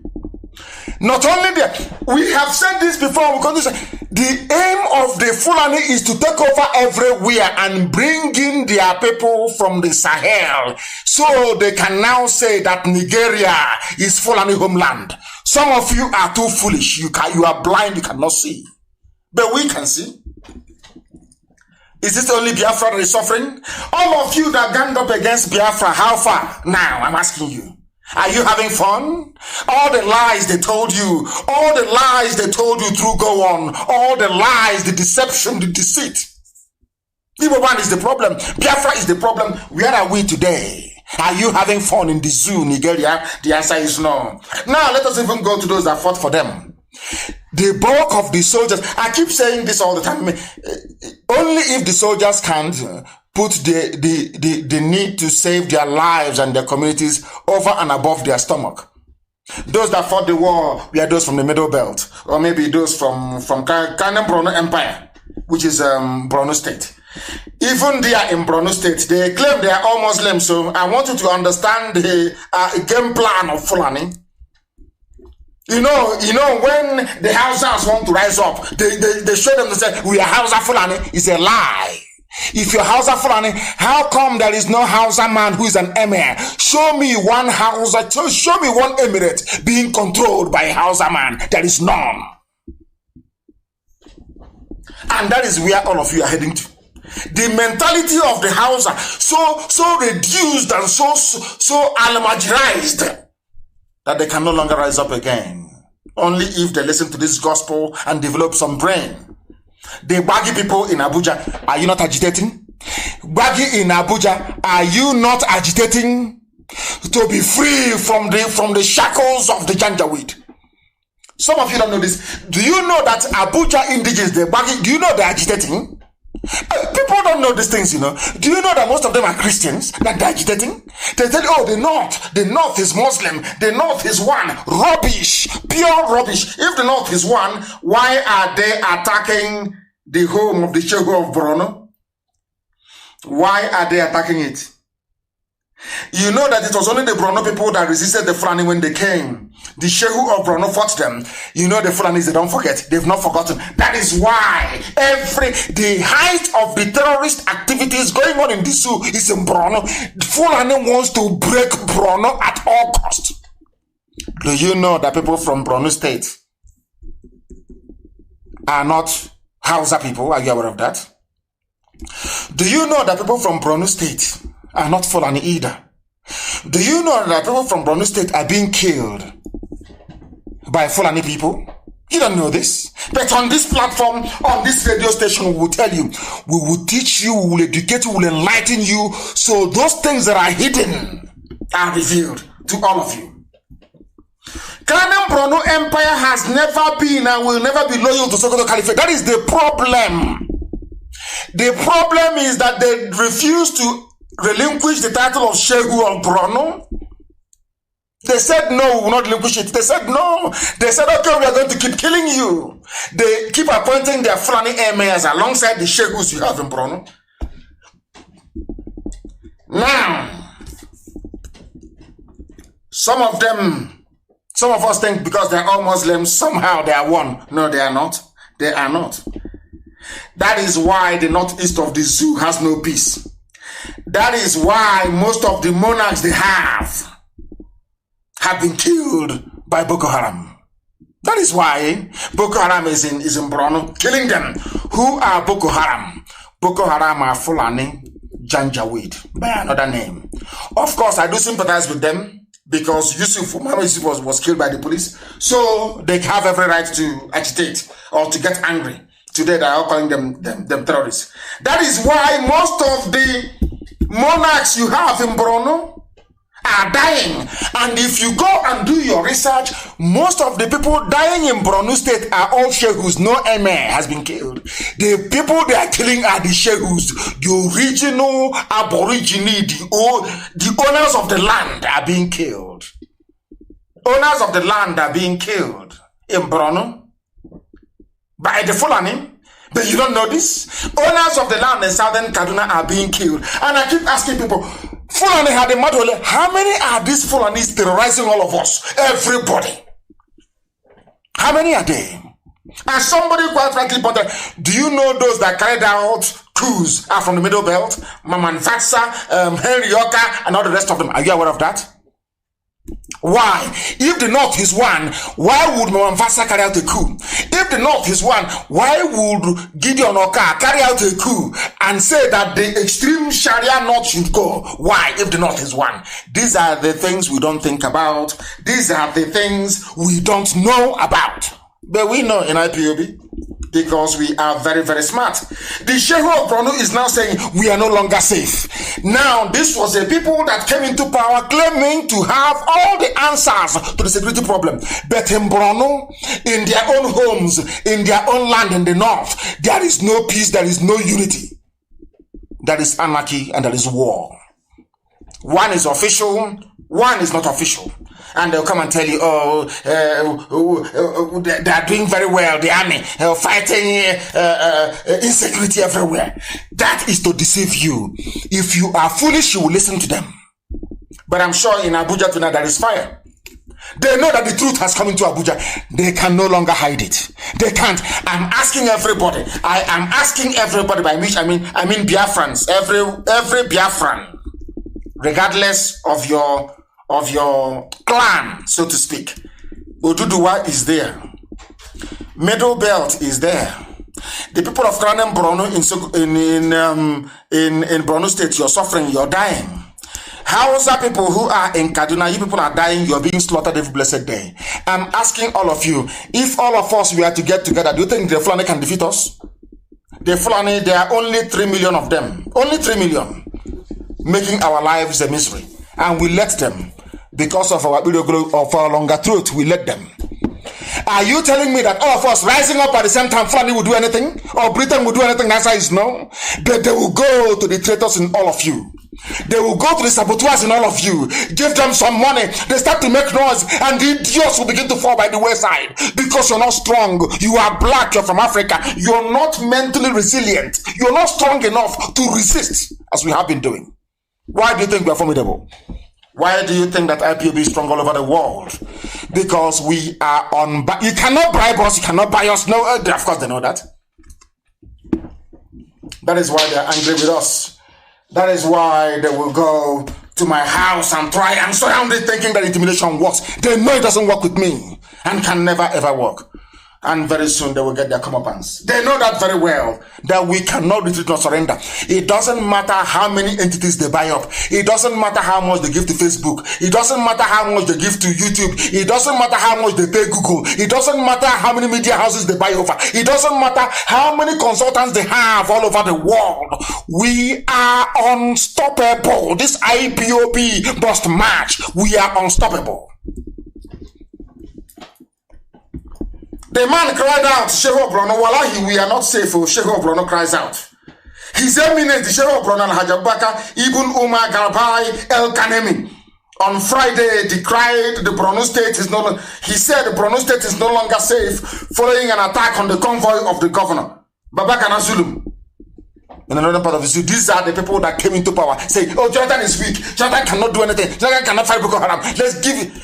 Upon all the money they have squandered, upon the goodwill and the love of Britain, the protection of a father over their child, because to the British, the corrupt ones in them, the Fulani is like their baby. You don't know that? When Tony Blair came, where did Tony Blair go to? Where, I ask you? Where did Tony Blair go to? Where? All of you, the same thing they did to the middle belt. You know, what the Fulanis do very cleverly is that they take you off one after the other. If they see you are the problem, they go and bribe people who are around you. They bribe people who are around your village. They bribe people who are around your ethnicity to destroy you. Once they have finished doing their job, the Fulanis will not descend on them. Ask Middle Belt now. Who fought the war? Is it not Middle Belt that fought the war? Where are they today? Are they not the ones crying? Are they not the ones complaining? The Shehu of Borno is complaining. This is what the Fulanis do. And they will consume their own poison and they will be destroyed. Do you know why? Because they're dead to attack the children of light. They will all die one after the other. And what I said to them, by the time we are done, there will be no Fulani Emir in the north. They should write it down somewhere. The Hausa people will wake up from their stupidity. The Hausa peasants will wake up from their idiocy, from their stupor, and chase them away. You see what will happen. Then you know that we serve the living God in heaven. We are live and we are direct and the whole world is listening. They tried to interrupt us earlier, but we are here. Sokoto Caliphate wants to conquer the entire north, especially Grand Borno Empire, which is Borno State. They want to conquer them completely. That is why they keep releasing repentant Boko Haram to go and do more harm to the people of Kanu Borno. That's what they want to do. That is what they're doing. They want to destroy the Kanuri tribe. The Kanuri tribe that, you know, when Britain advised them, forge this alliance with everybody. First of all, subdue, attack the Igbos, destroy them first. And that was what they did. What did they do? They went to Kansarawiwa, they went to Adakaboro, they went to all of our people. They keep deceiving them, they keep talking to them, they keep convincing them until they fail. After that, what happened to Kansarawiwa? Who killed Kansarawiwa? The same Fulani. Who killed Adakaboro? The same Fulani. Yet people don't learn from the Niger Delta. They don't learn because their brains are empty. I'm not insulting anybody. I am just telling you the truth. Now, listen very, very carefully to this. Army, what are you doing? No. According to the mask wearer, the claim is Buhari. Insecurity. Nigerians know we have done our best. You have done your best, but you are in Isiama Faruku this night with your army and police. But you're saying you don't have soldiers to go and meet terrorists in the north. We have done our best. That is a signal to Boko Haram, a signal to Minyeti Allah. Do anything you can. Britain have now given us the green light. We can take over the whole place. That's the meaning of this. If you go, oh, we have done our best. There is no condemnation. Nobody is condemning them. This was a news they carried. Ismail Sorok, he says that they are saying that the regime, this very regime, had done its best as far as fighting members of Boko Haram is concerned, and the militants in the South. And I ask the whole world, our people in the coastal land of Biafra, are they fighting? Is Avengers fighting? The answer is no. Is anyone fighting? The answer is no. But you see how clever they Fulani thing they are. They had to smuggle in South. So that when Britain is going about around the world lobbying for them, Britain will say, oh, it's not only in the north that is problem. There's also problem in the Niger Delta area of South. Do you see? I don't know why people don't, why we black people we don't reason. Do you see what Britain is doing? Do you see their game plan? So we have done our best in fighting Boko Haram and also in the South fighting militant. And I'm asking them, where are them? When was the last time there was militancy in the South? So-called, or should I say in the southern part of Biafra land? None. But they'll keep quiet. Don't you quiet. Igbo man is your problem. You see it? They now had to smuggle in. Everybody was there when Avengers was doing something marvelous. And the governor stepped in and said, no, Avengers, no, take money. Stop. And they stopped. Since then, have you heard of Avengers again? The answer is no. Why are they including South in their nonsense of insecurity? That is to tell you how evil and dubious these people are. And it's a very big shame that our people allow them to get away with it. All of us are allowing them. Now, can you imagine Oduduwa and Biafra coming together? Is it not game over? Is it not game over? But the Muslims who are within Oduduwa will not allow that to happen. That's the way it is. But it is too late. It is bound to happen anyway. It is bound to. That thing that Azikiwe and Awo failed to do, this generation must do it. To put an end to all this rubbish that is happening in the zoo. If you are doubting us, let me now give you the confirmation of what is going to happen to all of you. Those of you who are listening in Abuja, those of you who are listening from Moscow, in Russia, all over the world, listening to this, because the whole world is listening. People are listening via app, you on my Facebook page, people are listening via FM, others are on satellite. We know the whole world is listening. Let me tell you what is going to become of your village in 50 years' time. This is a headline from a Zoo newspaper. Tension heightens in Jos over alleged plan to install an emir. In Jos is a Christian territory. Jos. You know, that is the area that Gowon comes from. All those people that betrayed Ironsi, all those who said Igbo man is your problem, all those who were brainwashed into believing that Biafra was the problem and not the solution. But today I am glad they see Biafra as the solution, and I welcome all of them. I am not going to hold the sins of Gowon and Danjuma over the heads of innocent people. Of course not. They were deceived. What is happening in Jos today? If you recall a few years ago, what is happening in Southern Kaduna was happening in Jos. Go and Google Jos violence, religious violence. It is there. Countless reports were produced by a joint parliamentary committee in the United Kingdom on Jos. They used to do a prayer, a vigil, pray for Jos. In London, they used to do it. Do you know why they were fighting and killing you all those years? It is to install a Fulani emir, and it has happened. This is a headline published only yesterday from a Zoo newspaper. Tension heightens in Jos over alleged plan to install emir. Tension heightened on Friday in Jos City and Bukuru Town in Plateau State over an alleged plan by some people to install an emir in Jos South local government area of the state. The tension arose when an invitation card purported to be from the Bukuru Emirate. They are from an emirate. You see where they have their mushroom huts now in our town. Near 9th Mile. If you're coming from Onisha into Enugu, you see them on the right hand side. They are in Okwa. They are in Eboim. They are in a few other places in our land. In 50 years' time, they will present to you the emir of Okwa West. You know, I told you this about a few days ago. Some of you didn't believe me. But now in Jos, after many years of fighting and subduing them, I want somebody to tell me where you have Fulani people and they're not in charge of the politics and there is no trouble there. Anywhere they are, the only way you can have peace is if they have their emir, if they control the local council. If not, there will be war and unrest. Now they have gone to Jos. They want to install an emir. You see how miraculous God is? You see, the same people from the middle belt that fought Biafra and said that Biafra will not come, today their own land will not be for them. The emirs are coming. And who are the emirs? They are Fulani. They are coming into Jos. He's here. Are you going to stop them? Who is going to stop them? You can cry, you can lament, you can shed blood. Blood can come out of your eyes. No one is going to save you. Only Biafra can save you. Only IPOB can save you. Isn't it very ironic? The same stone that was rejected, the same Biafra they said, don't go near to Biafra. Biafra is bad for you. Now Biafra is saving you. Now who do you think will save you from the Fulani?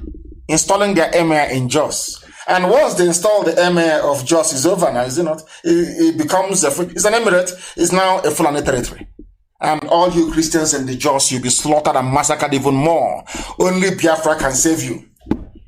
Go and support what IPOB is doing. IPOB, we want to save everybody, not just a few people, but every single human being. This is the confirmation that drives me mad with our people. You saw what happened to Hausa people. History is there. You can now see what is happening in Kanu, Borno, which is Borno State. You can see what's happened to Bagi people in Abuja. You now can see what is happening to Jos people in Jos. Yet you cannot see. You people are foolish. You still want. Why are they putting an emir in Jos? Because of one Nigeria. If there is no one Nigeria, can you? If there is Middle Belt Republic, will you have an emir in Jos? The answer is no. Now you understand us, don't you? You understand us. We are always right. Some Efulefus don't like it.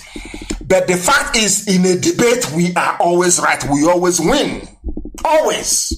Elohim will always justify us. Always and without fail. Sokoto Caliphate is everywhere. They want to conquer each and every territory. Just you are receiving it. Why? I keep asking, why are you people blind? Why? Where is your so-called intellectualism? Oh, I have PhD. Oh, I have masters in this. Where is it? Can't you see history? What happened to Hausas, happened to the Wagi people, happened to Nupe. The same thing happened to a part of Igala land, of course. They forced the ruler of Igala, the Ata of Igala, to convert to Islam. The same thing is now happening in Jos. It is happening in Jos. You people cannot see. The reason why all these things are happening is because of one Nigeria. One Nigeria. And today, the terrorists are now in the army. Who is going to save you? Is it Britain or CNN? Who's going to save you? Nobody now. You're a nigger. And to make matters worse, Bill Gates wants our population to reduce. So if the Fulanis are helping them to kill people, hey, the better for everybody. Some of you don't know this, but we are telling you, where is your common sense? I remember when the whole coronavirus issue broke, people had to look back to history, to the Spanish flu for guidance. Why are things happening to human beings now? And you cannot look back into history to understand how virulent and how dangerous the Fulanis are for your lives. You don't know how dangerous they are. Very, very dangerous. And the funniest thing is that some Europeans will support them all.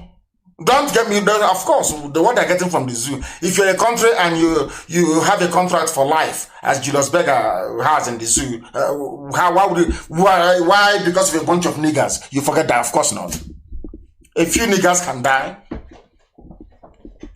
whilst you keep cutting away your money.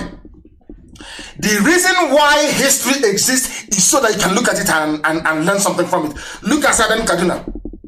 There is a comprehensive report released by the Center for Inclusive Governance and National Development on the role of the federal and Kaduna state government in promoting the killing of the indigenous people by their Fulani kindred. Are you listening?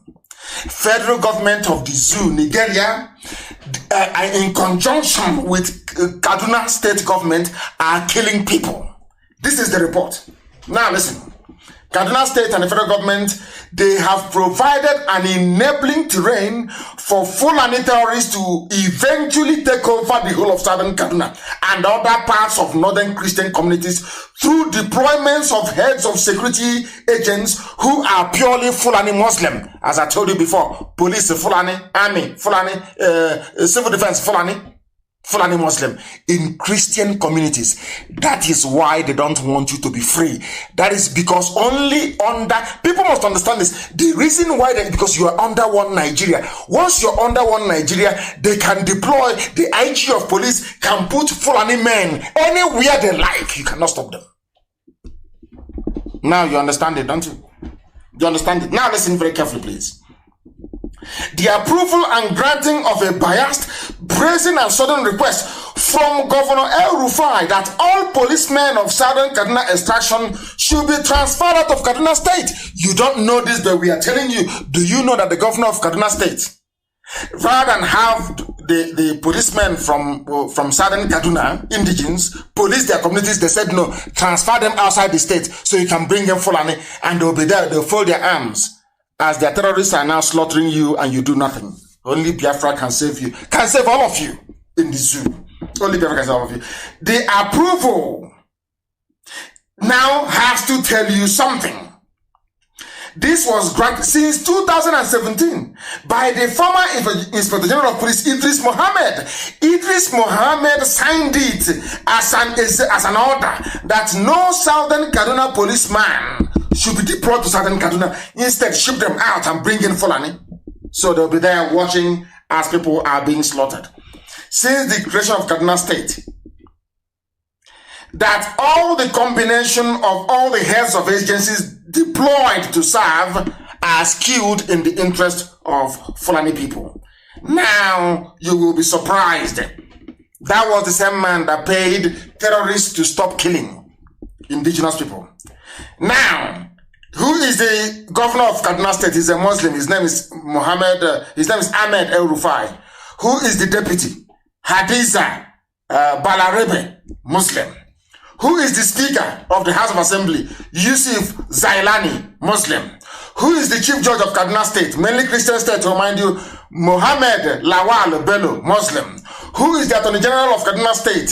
Aisha Diko, Muslim. Who is the Army GOC in charge of the area? His name is Major General Muhammad Usman, Muslim. Who is the commanding officer? 313 Artillery Regiment of Kaduna, Lieutenant Colonel A.K. Muhammad, Muslim. Who is the Air Force officer commanding Kaduna Air Force Base? Air Vice Marshal Musa Mukhtar, Muslim. Who is the commander of the Nigerian Air Force Base, Kaduna? Group Captain Haidi Ahmed, Muslim. Kaduna Naval Command, they have Naval Commando. Well, there's no sea there, but they have Naval Command. That is the zoo for you. Rear Admiral Tanko Pani, Muslim. Who is the Commissioner of Police in a predominantly Christian state in the north? His name is Umar Muri. He's a Muslim.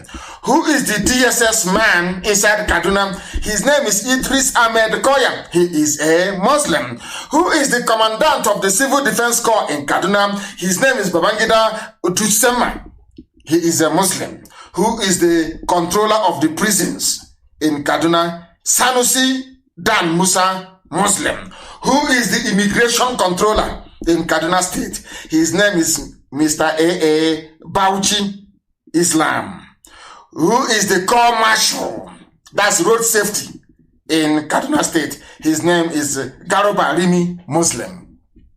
That's how they roll. You see, very few Fulani, but they occupy everything. And instead of ordinary people to open their eyes to see what is before them, they are busy squabbling and talking about one Nigeria. Talk about one Nigeria and you die in it. Now, everybody knows that Kaduna State is known to have a very large Christian population. They are dominant in at least 10 local governments out of 23 local government areas of the state. But a state which has 8 heads of security services, saddled with the responsibility of securing the lives and properties, however deliberately selected to be Muslims, no Christian in it. No Christian whatsoever. That tells you all you need to know about the zoo and how the Fulanis operate. And that is how they steal your mandate. They bring somebody from number 4 to number 1. And nobody can complain. That was how they finished off Zangon Kotaf, the government area, where El-Rufai mandated a committee to produce a white paper that will help him take the land of the people and give it to the Fulani terrorists. These things are happening in a place where they claim they have democracy. And none of you are quiet. The more you are quiet, the more the Fulanis will decimate all of you. Now, the zoo, remember, these same people, let me tell you how, you'll be wondering, how do they make their money? How do they keep all of you quiet? How can you have only 3 million people controlling 200 other million people? How is that possible? Because Fulani knows how to steal. They know how to steal very, very well. And I must give them credit for it. They also know how to share. They know how to distribute their largesse. They know how to do that very, very well. Now listen very carefully. The zoo was sold to China for 5.3 billion. Have you forgotten? And how many of you can remember? How many of you today can remember that the zoo was a company before owned by the Royal Niger Company? Royal Niger Company, so to speak. Sir Goldie sold, you and I, the Nigeria, sold it to Britain for, I think it was 85,000 pounds or thereabout. I'm sure that Karamonde will correct me if I'm wrong. The whole of the zoo was sold to Britain for 85,000 pounds. Today, they are selling it to China for 5.3 billion. That is to tell you that Nigeria never existed. There's never a country, can never be. Never a nation, and can never, ever be. In other words, as somebody wrote very cleverly, if you have $6 billion now, you can buy the whole of Nigeria. You can buy everybody, any millionaire now, anywhere in the world with common $6 billion. You as Elon Musk is, or maybe Bill Gates. If Bill Gates really wants to reduce the number of people in the world and wants to kill 100 million Nigerians, as he's been planning to do, all he needs to do is to dip hands in his pocket, produce only common $6 billion. And you can buy everybody. China bought sovereignty of the zoo, Nigeria, for 5.3 billion. So with 6 billion, you can also buy, you can outbid China and then buy the whole of the zoo. With some change on top. That is how useless and how low our lives are. Very, very sad indeed. So if you have a rich uncle, your uncle can buy Nigeria for you. For only 6 billion, you can buy with 200 million people in it. They are all your property. That is how sad life has become for our people. Very, very sad indeed. That is why in the zoo, soldiers are shooting dead legitimate senior soldiers in the barracks and nothing is happening. And the woman can dip. I mean, it's the lies of the Fulani that astonish me. The way they lie. Some of you remember this lady very well, Sadia. That was the lover of Abba Kyari before Abba Kyari passed on. That was the lover. Unbelievable. Unbelievable. That is to tell you how sad life has become in the zoo. How very sad life has become in the zoo. That is this lady. She is called, the palliative lady. Lady Palliative. Or Hush Mommy, as one politician called her. Hush Mommy. What's that her name again? She's called, what's that her name? Sadia. Her surname keeps escaping me. Her surname always escapes me. I don't know why. The one that said that every family received palliative from the federal government. That tells you how they lie. And having lied and having been defended by journalists in the zoo, she is now free. Her name is, what is this lady's name again? What is her name again? I can't seem to find her name. It keeps escaping me. I'm sure somebody's going to tell me. Somebody is going to tell me the name of this Sadia, somebody. I've forgotten her full name. Is that her surname that keeps escaping me? But I'm sure I'm going to find it. She has gotten away scot-free with her lies. That's all of a sudden every family received palliative. That is how sad they are. And let me tell you, when I tell you that the white man is in love with the criminality of Fulani Janjaweed, you thought I was joking. World Bank approves $500 million loan for girl child education in the northern states. They've come again. These are the people with all the money in the world. These are the people who have been ruling the zoo from day zero. They have stolen all the money. These are the people that sold oil to China for 2.5 trillion and they shared all the money. They got, let me say it in dollars, it is $2.5 billion. 2.5 billion, that was the amount they got. But they've now gone and said, oh, we are very poor in the north. We don't go to school. Please help us. Only the south, they are going to school. They are all educated. We are not. Nobody, the white man cannot ask them. The white man from the World Bank cannot ask them. But you are the ones controlling the economy. You control central bank. You control every fund in the zoo. You are the rulers of the zoo. How come your girls are not in school? You know what they did? They gave them money anyway. They gave them money. They gave them money. Very, very sad indeed.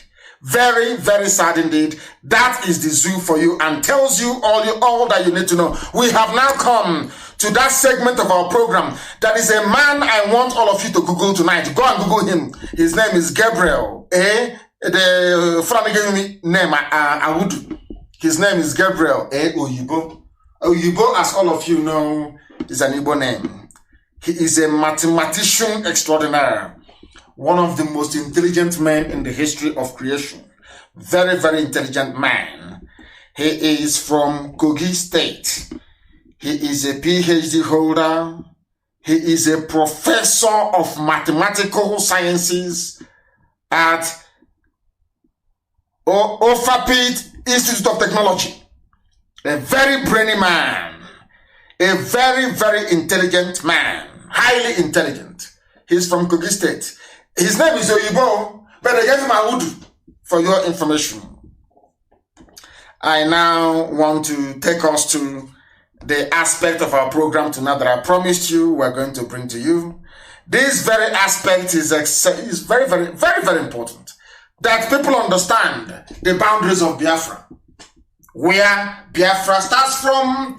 Sadia Farouk, thank you very much. Sadia Farouk, thank you very, very much. Somebody has given me her name. Hush Mommy, Sadia Farouk, 850 billion missing.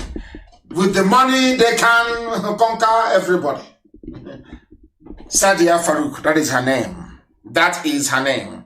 I am trying to go and get our people to join us this very evening for this very program because I did promise them I was going to go to them one after the other.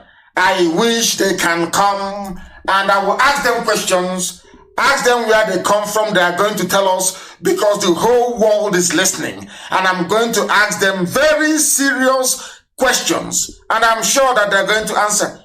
I will ask them questions and they will answer. Very, very critical, very, very important. I am trying to get them on the line. Please, before we bring in Owa, can you give us your name and where you are, please? Very, very important. Our lines are not open. Our lines are not open. I am the one making this very call. Our lines are not, don't call. Don't call this line, please. I am the one to call if I need you. Can you give us your name, please, and where you are? Hello, Mazi, Nnamdi Kanu. My name is Armstrong Omeje. Armstrong Omozoge Omeje. I am currently in Parkes, New South Wales, Australia. It's currently 6 a.m. in the morning, Sunday morning, 3rd of August, 2020. You are in New South Wales, is that correct? In Australia? Correct. Yes, sir, New South Wales. And where do you come from, please? I am from the land of Idu. What is Idu? We don't know what Idu means. Please clarify for us. What does that mean? Okay, I will definitely, sir. Idu is in a part they call Edo State, present day Edo State. Yes. All right, we are all descendants of Idu. Edo State is a foreign name, such as, and Benin as well. We don't know what those name means, although those name Edo was derived from the son of Oromia. We'll get to that later. Tell me where you come from specifically. Okay. I am from Ekboma in present day Edo. My name of my village is Uhiele. Uhiele. That is where I'm from. So in terms of ethnic designation, which tribe do you come under in present days? Well, they call us, yes, the present days, they call us Esa. Esa, which is not our name, because the meaning of Esa means people who run away, people who escape trouble. which can never be the name of an ethnic group. What is your name? What is your proper name? From findings and research from reliable sources, I found out that our real name is Ubiaja. The original name was Ubiaza, but now today is now known as Ubiaja. Although there is a village, one of the villages in Eastern land is called Ubiaja. No doubt about that. Sounds. However, do you know Ubiaja sounds Igbo? Are you aware of that? It is. I know that, sir. I absolutely know that because we have a very strong relationship together. We are brothers. We are the same people. However, who and who is the same people? Please clarify for me. Who and who are the same people? We and the Igbos and all Biafrans. We are all Biafrans. We've always been Biafrans right from the beginning. So you're telling me that Asian people are Biafran people? Is that what you're saying? Asian people are Biafran people. Even the Afema people are Biafran people too. The whole of Edo state is Biafra. Only the royal family and few families that moved from Ileife with them. Because every part of Edo state is Biafra. I will get to that later. How many piece wrapper does your mother tie, if I may ask? Of course, 2. It's not a new thing. Everybody knows that. 2-piece wrapper. 2-piece wrapper. Ask anyone in Edo state. Do you have masquerade in your village? Do you dance masquerade? Because that's one thing that unites Biafrans as well. Do you have masquerade in your village? We do have masquerade. Yes, sir, we do have. Absolutely. Do you have any historic link to the palace of the Oba of Benin? Are you related in any way, shape, or form? Absolutely not. We don't even know what the name Benin is. Are you serious? From Yoruba word, it's called Ile Binu, which means the land of vexation. The land of vexation, which is because a lot of things happened when they were invading that land. Ile Binu, then they corrupted the Ubinu, and then Bini, and then they added an N. It became Benin today. So those are Yoruba words. That's why we advise people in Benin to stop identifying themselves as Benin people because that's not their identity. There is something. Hold on a second, please. Are you aware that the head of every Bini Oba is buried in Ile-Ife? Are you aware of that? Yes, I'm fully aware of that. The name is... Why is that? Why would they bury the head of the Oba in Ile-Ife? Why? Why did they do that? Because that's their origin. That's where they came from. The Oba dynasty, everything came from Ile-Ife. They buried, the name of the place they buried the Oba's head in Ile-Ife is Oru. It's called Oru Oba Ado in Ile-Ife. It's in Ile-Ife. It's there. It's not hidden. It's not a secret. It's not a secret. It's not hidden. You can go and research this. People can go and research. It's not hidden. I want to take the head. I think. Yes. Go ahead. They take the head there and leave the body in present day Benin, and then they come back with a replica of that head and bury it in Benin, which tells you that they don't belong there. They're not from there.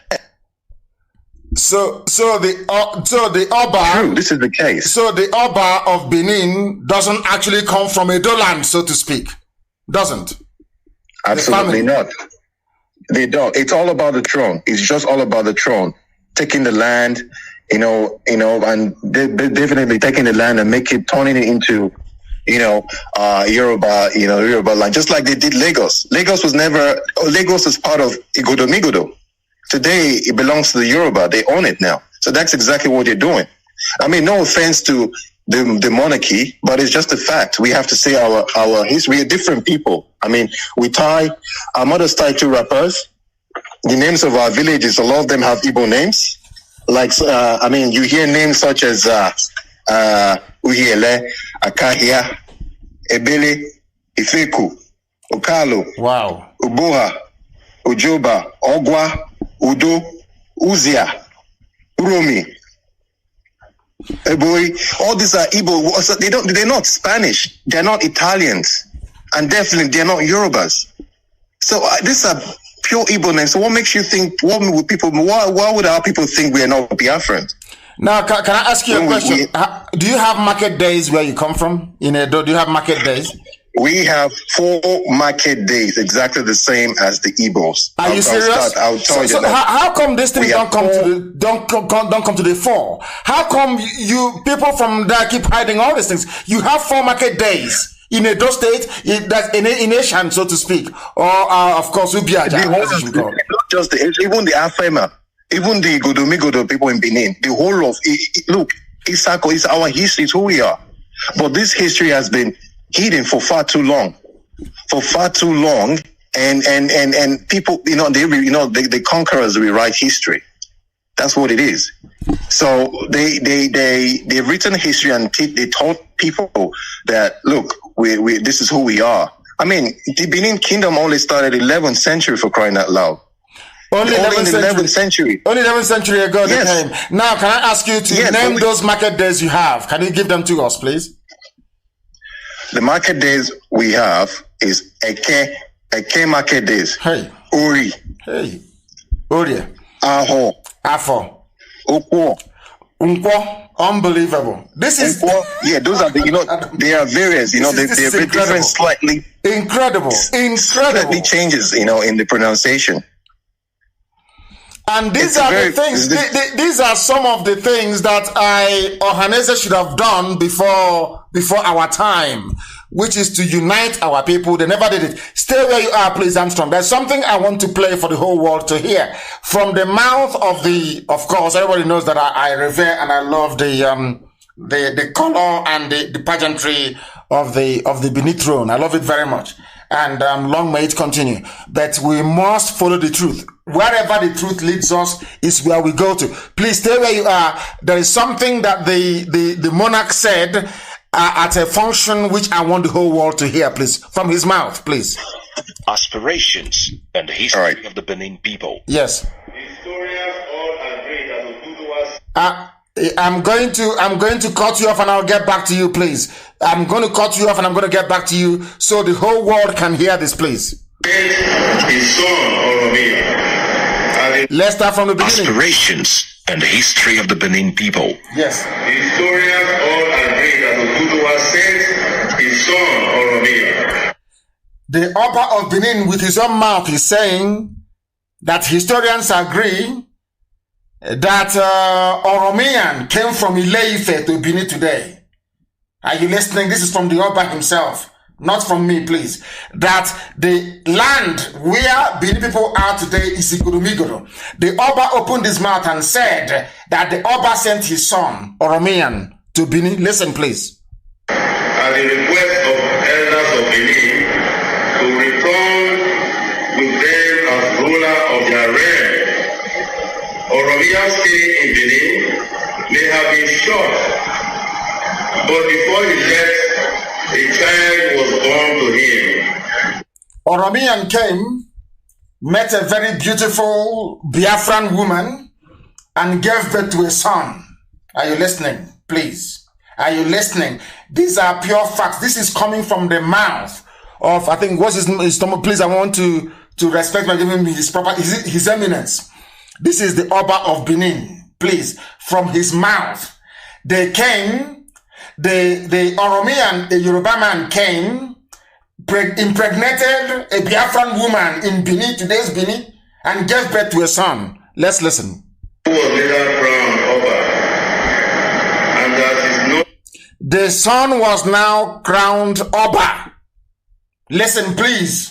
Listen very, very carefully. I beg of you. Before he left, a child was born to him. The child was born. Who was later crowned Oba, and that is known today, as Eweka the First. Eweka the First. They are clapping on Eweka the First. Is a product of Yoruba and Igbo, so to speak. The first Oba of Benin is a product of Yoruba and Igbo. The name is Eweka, which sounds even because the mother gave birth and named the child Eweka, which is an Igbo name. This is from the mouth of the Oba of Benin. Please, listen. Oromia's time in Benin, however short-lived, He was an Oba. And so he was the first Oba after the Ogiso dynasty came to an end. He established Obaship in Benin by education. Therefore, the listing of past Obas should therefore begin from Oromia, as it is listed in the Naira. Are you listening? The name of the Obas of Benin, because Oromian was an Oba, he was a prince, and he came to Benin land, although he fathered a child there with an Igbo woman, Igodomigodo, of course. Everybody knows that Igodo means key in Igbo language, and that's the name of the place. The key to the key is Igodomigodo. Now, this is from the mouth of the Oba, the 40th Oba of Benin Kingdom. He said it, and Eweka was born. And Oromian gave birth to Eweka. Oromian, he said his sojourn was short-lived, came for a very short period of time, went back to Ile-Ife. They gave birth to a son, and because Oromian is from a princely bloodline, the son Eweka now became the first Oba of Benin. That is the history. So that you don't say that what Armstrong is saying is not correct. Even from the mouth of the Oba himself, the Oba has acknowledged that that they came to Benin. Is not theirs. Is there? I don't know if you heard what I played. Omeje, can you hear me? I can hear you, so live and direct. Did you hear what the Oba said? I did. Please go ahead. I did. And before we continue, we know that we have a few other people who would like to contribute, but I can keep answering the questions. Yes, I know. All that, of course, I'll bring it. What I want you to do is I need clarifications, please. I need clarifications one more time. What is the original name of that very area? What is it, Igodomigodo, and what does it mean in the local parlance or language? Igodomigodo means the key that opened the key, or the key to the kingdom. That's how some people refer it to, the key to the kingdom. And at that time, before the Oba dynasty started, the land refers to his leader, the king, as Ogiso. Ogiso. There was nothing like Oba. Oba is the Yoruba word for king. And that is why in Yoruba land you have Oba. Yoruba people know this history. They know this. They're not hiding it. They know this history. It's nothing to hide about. It's just that we don't read, we don't study. And of course, if you go online to search for history, you find a lot of corrupt information. But the problem is, a lot of those elders, those old people, they have the truth. They have the history. But they don't. So why is it that your elders, they know all these things? Your elders know that those of you in present day Edo State, that you are affiliated, you are more or less Igbo, so to speak. So why were they hiding it from all of you? Why? Why would somebody from Edo say, I'm not Igbo? Why would they say such a thing? Why? The thing is that a lot of these people don't know these three things. And those elders that know are all scared. Because if you talk in Edo States, right, they've implemented that mental sense of people being very scared. If you talk, they bring out those foreign, those Yoruba gods, like Sango and Ogun, Ayelala, some of those things. We don't even know what those things. Those things are not indigenous to that land. They bring and then they swear, they lay curses. So these people are afraid. People are scared. So they've been made to be, to be. But I don't know why Nollywood cannot do this. As somebody wrote on my page, I don't know why Nollywood cannot do such movies. These are the type of movies they should be making. Not one native doctor strangling a chicken, talking rubbish. These are the sort of movies they should be making to remind us of our history. Because when I say that our people, when we started preaching this very gospel, we said that our people are all related. When I went to Ishekiri and I said Ishekiri is Biafra, they asked me why. I said, from this car that I'm sitting in, looking at this marketplace, they dress, there is no difference between the market in Warri and the market in Owerri. It's the same thing. They dress alike. Everything is the same. And I'm saying that this, or as much as I respect and revere the throne of the Oba, and of course, our brothers, the Yoruba people, the truth must be spoken. That is what we're after. We're after the truth. And during the plebiscite, it will be one man, one vote.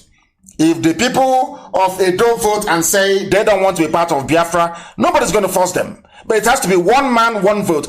Because with this level of history at our disposal, I don't know why we have not gone far in trying to correct this very false narrative. Thank you very much, Omeje. Thank you very much. It was actually an Igbo name as well, again, Omeje. Thank you very, very much. Let me try and see if I can get other people to join this very fabulous conversation. We want to lay the ghost of Edo to rest so that when Edo people say that they are Biafrans, we want the world to understand that indeed they are Biafrans. I want to go to Owa to see if I can find her, if I can get hold of her and get her to give us her own perspective of this very burning issue. It doesn't mean anything, please. We're not fighting with anybody. Nobody is fighting with anybody. I don't know, Owa, can you hear me? Owa Sophia, can you hear me? Yes, sir. Thank you. What is wrong with this phone? It don't want to work. You need to put off your phone. Is your phone off now? Yes, I'm off it, sir. Thank you, sir. Thank you very much. Thank you, Owa. Thank you very, very much. Thank you. Good evening, lovers of freedom all over the world. Good evening. My name is Uwa Sophia Obaze. I am from Migodo, the present day Edo State. I came from Sapmoba Road. My father is well known in Sapmoba Road. My father's name is Ezoba, Mr. Ezoba. You know, the truth is very bitter, and our Migodo people that they call Benis, they know the truth. They knew the truth, but they are afraid because of why? Because a lot of their parents, they belong to secret court from Ile-Ife, from Yoruba land. That is why I'm angry with Yoruba. Not that they did anything to me. That is the truth. So, sir, you asked Mr. Omeje one question that he didn't answer very well, but I want to answer that question now. Why did they take? Are you hearing me, sir? The world, not just me. The whole world is listening. The whole world. Okay, why they took Oba head after death to Ile-Ife? There is a pronoun in our language that they said, "Unwekme wiyoha." That is to show that a lion head did not lost in the bush. That is the meaning. A lion head, the head of a lion does not lost in the bush. That is the meaning. There is a proverb that Oba of Benin, the indigenous people is the slave to Oba. I have the cassette. I have the audio records that they are using to threaten one person now. I have it. They are saying that we are the slave to the Oba of Benin. We and our unborn children plus us, our parents were slaves, but they said that we and the unborn children, God forbid, that we are still slaves to the Oba. You know, that is to show that if this Oba of Benin die, if his son come in, so my own children, God forbid, will still be slaves to the son. You understand? They have been doing these things years to years. They have been doing it to us. And number two question you asked Omeje that he did not answer, sir. You asked him about the 4 market days. We have the 4 in Migodo, the present day those days, the Benis. They have the same 4 market days. Are you serious? So are you saying that in Bini? Hold on. Are you saying that in Bini also, not just Eshan, you have 4 market days in Bini? Yes, my mother was a village market. Mama Mike, go and ask in Sapmoba Road. Mama Mike, he go to village market days. 4 days. 1 day is for rest. One is Eke. One is different village market. My mother was a trader. He used to trade to a village market before he died. We have the same thing in Benin City. Benin, not Eastern land, in Benin City. Wow. You understand, sir? In Benin City itself. Yes. We tell to rapper what they are trying to do to us. is because Oba Bini see that they did not hard fast. You know why they kill Ali, Professor Ali? Ambrose Ali challenged them that. You mean Ambrose Ali? Yeah, Ambrose Ali. Yes. Yes. They kill him because he challenged them to let them to teach us the history. And the Oba of Benin, not this one, the father, they said no. They put Ali in prison and Ali get blunt, and after that he died. Ask them now, they know everything. Why are they bribing Murphy if we are lying? They are bribing Murphy now. Ask all over the world. Murphy is not doing live video anymore. You understand? We are saying the truth here. Me, I'm not afraid to die. I will die one day anyway. So the Benin, they know the truth. Even the Oba of Benin itself, they know the truth. They just want to keep on enslaving us. That is it, sir. So when you say that Edo is Biafra, you know what you're talking about. Yes, the capital, the habit of the nation. Even the Yorubas people, they know it. Lagos belonged to us before, because when I was a little girl, they used to say Eko. Lagos is Igodomigodo people. The owner of Lagos belong to Igodomigodo people. You know, when I was a small girl, my father was an army. He served in Ibadan. He was a captain before he retired. He used to tell me, Eko. That means Eko is our language. Igodomigodo has Eko. The present day, the way they oppress us now, that was how they collect Eko from our forefather hand. Now it now belongs to the Yorubas. You understand? In Edo State today, before you get a job, you go to Oba Palace and bring a letter. So that with that letter, they will now employ you for a job. And the most of the job in Edo State is not our own job, it's for the Yoruba. The Oba of Benin, the mother is from Igodomigodo, when the father is from Ile-Ife. Everybody know that. Wow. Sir. Thank you very much. Thank you. Well, thank you very much for such beautiful enlightenment. I have somebody who has been, I don't know if this person, somebody has been trying very, very desperately to get us on the line. I'm going to call them actually and find out exactly what they have to contribute to this report. Can you hear me? The caller on the phone, can you hear me? Please turn your system down. Turn it down. Turn your system down. I only want to hear your voice. Turn your system down. Have you turned it down? Thank you very much. Give us your name and where you're calling. God bless you for the work you are doing. Thank you. My name is Nnamdi Ojego. I am from Umaka, Njaba local government, Imo State, Biafran land. Yes. But I'm living in South Africa. Yes. I have been following you, and you have did a great job in my way. And through the great job I received from you, some people are reasoning to know what Biafra is passing through and what you are trying to achieve. I am advising our brothers and sisters over there. This work is not left for you alone. Everybody has something to do. By so doing, the journey will be easy for everybody. Among us, some people want to disappear under the cloud of glory, in the sense that they have been doing the work they have done. It's time for people to recognize them. Like some sabo we have among ourselves who claim they have done this or done that. They've done nothing. See where they start and they where they did nothing. Yapping and talking rubbish is not work. You have proved it beyond. You have proved it to everybody. And some people now are ready to put them in a place where they belong. Enough is enough. We have suffered a lot. And nobody is ready to continue suffering and enter in another generation of our kids. We are no more ready for that. If it's time for elimination, we can start from elimination. People have suffered. Our brothers and sisters in jail in so many countries trying to survive. Where their home, where our home is full of milk and honey. And some people put pipe personally enriching their families and saying that one Nigeria. We are not ready. Mazi, I'm praying that God will keep you to celebrate the restoration of Biafra. Yes, sir. Thank you very much. Thank you very, very much, my dear brother.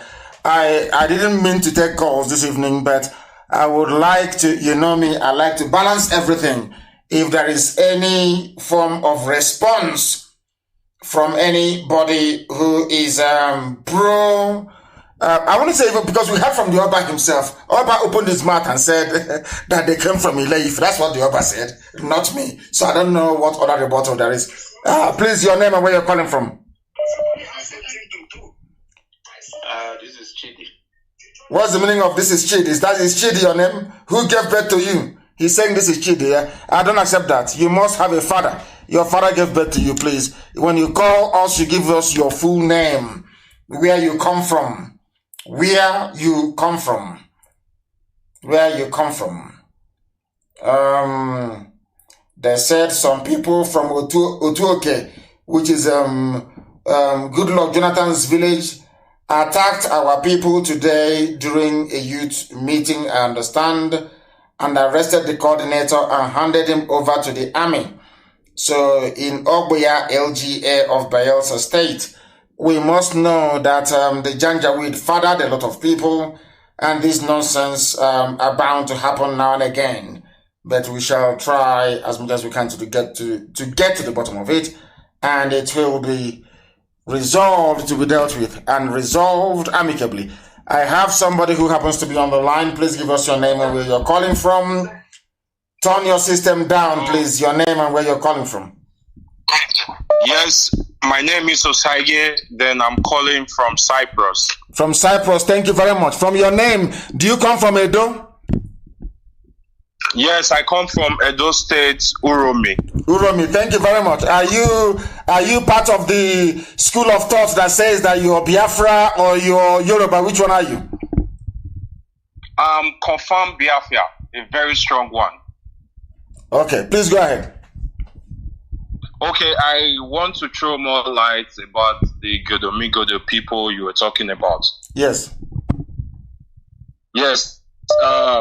I think when I was in secondary school, my grandfather told me a lot about the history. Yes. We are listening. Go ahead. We are listening. Go ahead. Don't stop. Please go ahead. Okay. If you look at from the Esan land, like the Esan is not our name. Yes. First, because the name is people that run away, like people that run away from trouble.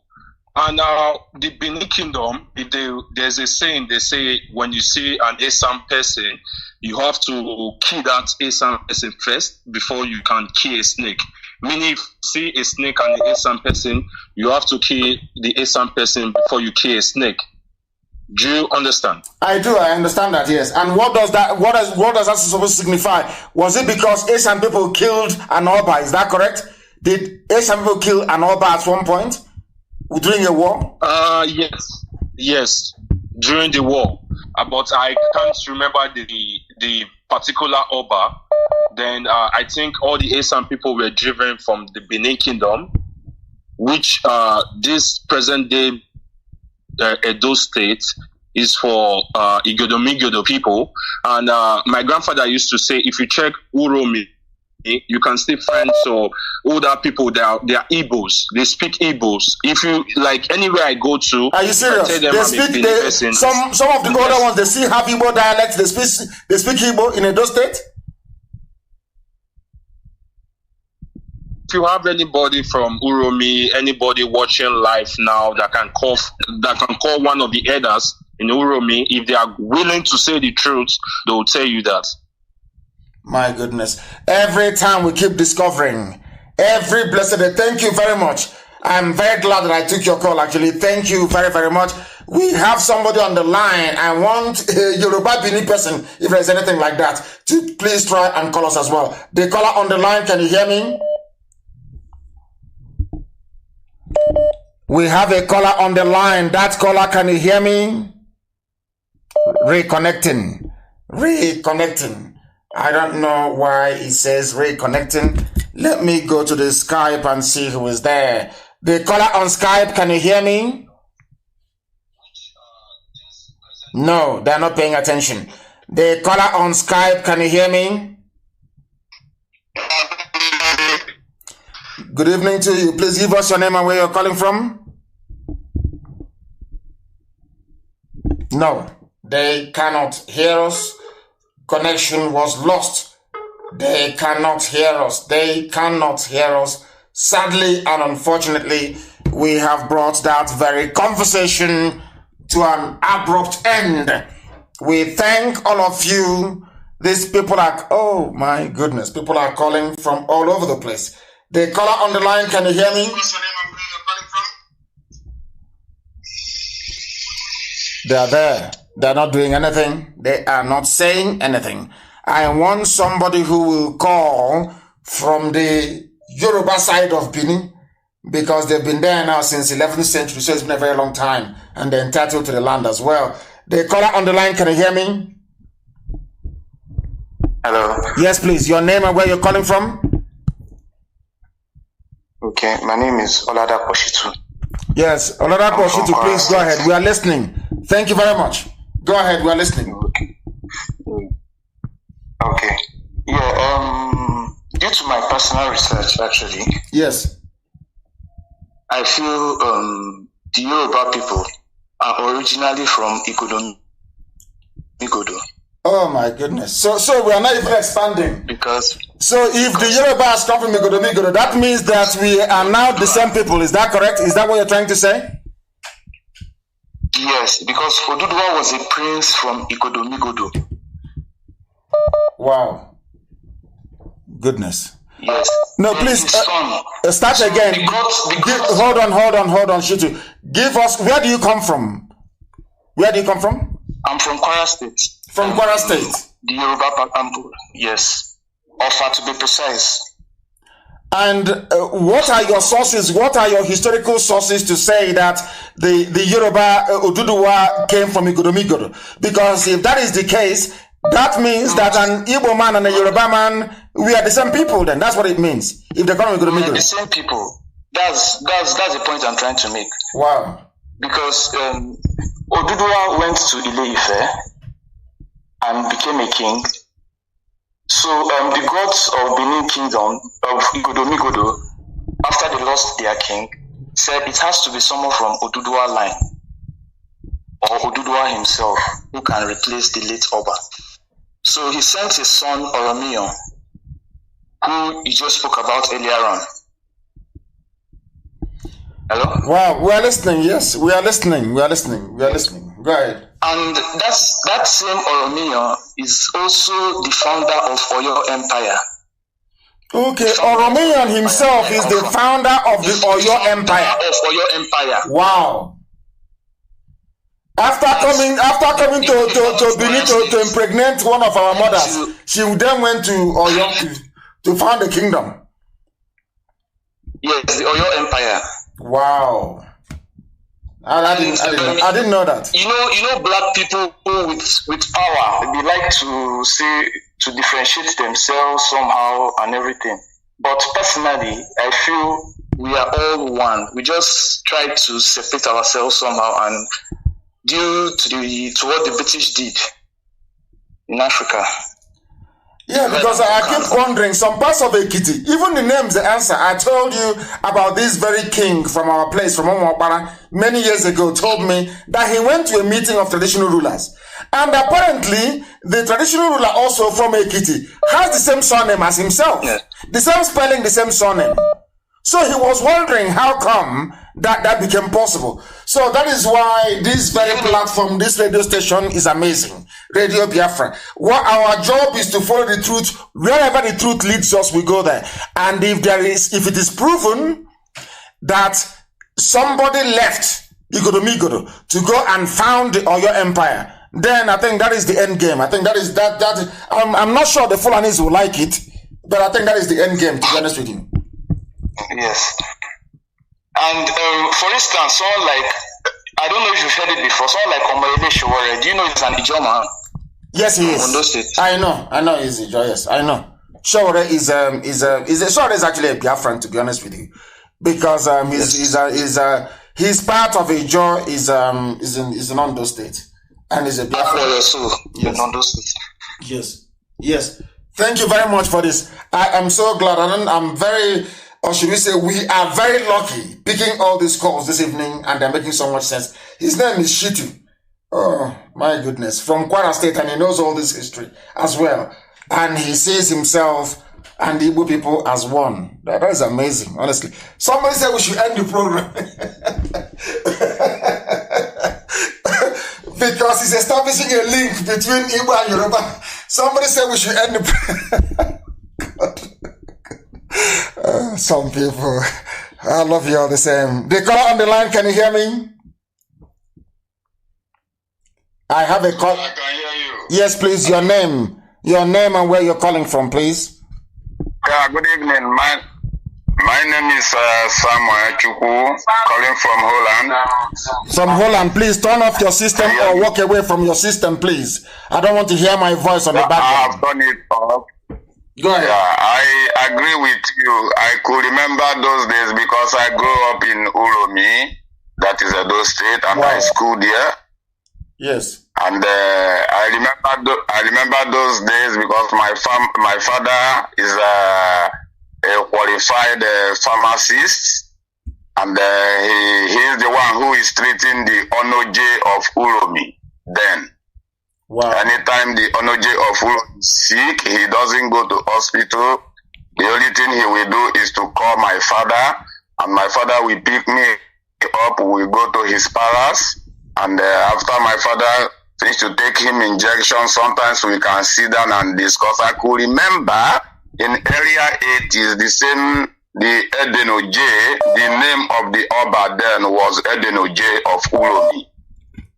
Wow. Was telling my father that the Uromi people belongs to Biafra, but that time I don't really understand very well, but for now I listen to your program, now I now refresh back and I remember that what the Onoje of Uromi once told my father in my own present, that the Uromi that is starting from Edo State belongs to Biafra, and he said it 2 times.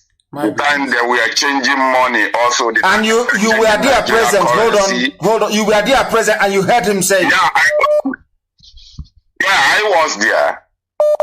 Wow. 2 times, because he used to have a very good conversation with my father, because my father is the one treating him. Anytime he gets sick, he never go to the hospital till the day he die. Wow. So 2 times he said it to my father that he loved Igbos too much, because Igbo also belong, the Uromi, starting from Uromi and go up belongs to Biafra. And also coming to talk of the market days in Uromi, the same we have Eke Afon Oye, we have it in Uromi also. We have Ozugono, Ozugono market, Ubiaja market, and Ekboma, and then the 4th day will be Ekio Day, that is Nkwo Market Day. Wow. I think we are going to do a DNA test. We are going to do a DNA test with Oduduwa people, with Yoruba people. We are going to do a DNA test. I'm telling you the truth. What I'm hearing this evening is astonishing. So how come all of you kept quiet all these years? They've been dividing us and all of you kept quiet. Nobody said anything until now. Why? Yeah, because nobody have opened our eyes. Not until you come out to open our eyes. The more we listen to you, the more our eyes open. Like this, I just open up now, was how many years ago, which that I have already forgotten.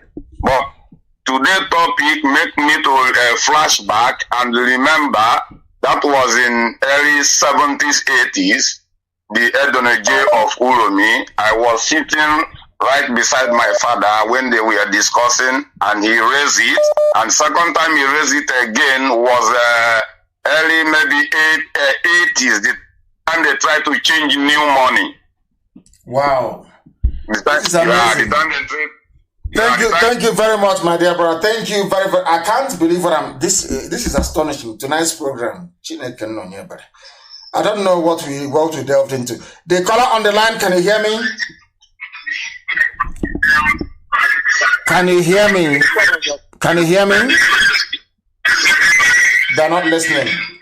They are not paying attention. The caller on the line, can you hear me? No. Good evening to you. Please give us your name and where you're calling from. Okay, my name is Mazi. I'm coming from Benin Republic. Benin Republic, yes. Did you live in Igoromigodo before? Have you lived there in Benin before? No, Mazi, no. Okay, then I'm taking calls from those who have lived in Benin City, Igoromigodo itself, to give us a new perspective on this discussion this evening. The caller on the line, can you hear me? I greet you so much. Can you hear me? I can hear you loud and clear. Please go ahead. Hear me? My name is Obede Sonny Egbehoy. Yes. Sonny, go ahead. Can you hear me? Loud and clear. Go ahead. Yeah. My name is Obede. I'm calling from Edo State. Yes. Thank you. Go ahead. I'm calling from Ugo. I just want to add a little more to what our sister has said, Sister Uwa. Yes. Can you hear me? I can hear you. Where are you from, actually? What is the name of your village? Your village? Ugo Niokoryon. Wow. Go ahead. My name is Obedi Ugo Niokoryon. Thank you. Go ahead. Okay. But what is talking in detail is not. Okay, let me go ahead. I just want to add a little bit to what our sister has said, Sister Uwa. Yes. In the real sense, the whole of Benin, Edo, Igoromigodo as a whole, we are Biafrans. Wow. Why do I say that? Is that we are Biafrans? Is that both the names and everything all are almost the same, a little slight different. And before that, around 14th century, it was a very great exodus that took place. Yes. Before the coming of according to our Oba, the king, before the coming of Oba, we were living like one family before the coming of Oba. I know definitely that irrespective of what the truth may be, but if we really want freedom, we must stand on the truth. Yes, that is true. Truth, yes. The fact is that that eviction was not accidentally; it was orchestrated and well planned. Yes. You understand? Because the same tactics the Fulani are using today, that was the same tactics the monarchy as of then they used to invade our land. Once they have succeeded in getting into our land, they started impregnating our women. During that process, those children grew up. Then I told those children, according to my history book, if just spare me some few minutes, I will still name the names of the kings before the coming of Oduduwa lineage. You will see those names are related to all the ethnicity in all our region east. Wow. So what I'm trying to say, the same tactics the Fulani are using today after impregnating our women, when those children grew up, they now took those children away. They now told those children the reason why they were born. Wow. So they now use those children to take an oath that this is their mission, this is their battle. That was how they conquer Igoromigodo. Then they now change the name to be Benin. As the same time, all market days, every village has their own day of market, just as the same. There is nothing different, even up to the name. If you can spare me some few minutes, and you will see the names of those kings. Many of those names, the Igbo, the Edo, the Jaw, the Calabar, all are those names of those former kings before the coming of Oromia or the lineage of Oduduwa until that Igoromigodo. Now, there is something I want to say this evening, which may confuse a few people. But I now know the reason why Biafra did not come in 1970, between 67 and 70. I think that Biafra will not be complete without Igoromigodo. I'm being honest with you. Biafra is incomplete without Igoromigodo. There is something about that place. Even the name it bears is very deep and mysterious. A key within a key. Igoromigodo, the key that opens the key. There must be something there about that place. There must be something about that place which we still don't know about. Can you hear me? Yes, I can hear you. Go ahead. Yes, I can hear you. I have mentioned my name under the banner of Uwa. Take notes now. There will be some code we send to you that will lead us through this struggle of Biafra, which nobody has ever decoded. But I will send it to you. That one will be some part of our guardians during this struggle. Okay. It's a secret code. Please, you pass it through or will send it to me. I believe you never told me anything about secret code before I said this. Maybe there is something about that particular, that Igoromigodo. That is the reason why, because I don't think that God will want to liberate his children and leave other half somewhere. I think he wants to gather all of us together at the same time and we live at the same time. That's what I believe. Yes. Honestly speaking. Yes. That's what I believe. We must keep telling our blood brothers over there that whom they are, because they have been carried away with fear, in the sense that those that did this thing, they know one day that the truth will be revealed. So because of that, they put fear onto their mind, in the sense that they are a God, that you don't talk to God, because they know without boldness you cannot free yourself. That was their agenda. They concentrated those fear ever since those years. Wow, thank you very, very much. I am delighted and I am waiting for the code. Thank you very, very much. Somebody is saying here, as a Yoruba man, due to my own research, Oduduwa was originally a prince from Igoromigodo, present day Benin Kingdom. He was banished and went to be a king in Ile-Ife. When the late Ogiso died, the gods of Igoromigodo said the new Ogiso must be Oduduwa or his bloodline. Oduduwa declined and sent his son Oromiyan to be king. So Oromiyan had a child called Eweka, which of course is an Igbo name, changed the title from Ogiso to Obaship, and renamed Igoromigodo to Ile Ibinu, meaning land of vexation. Oromiyan later installed his son as Oba and led Benin Kingdom to go and discover the Oyo Empire. Hey, there's a problem here. Okay, we shall see.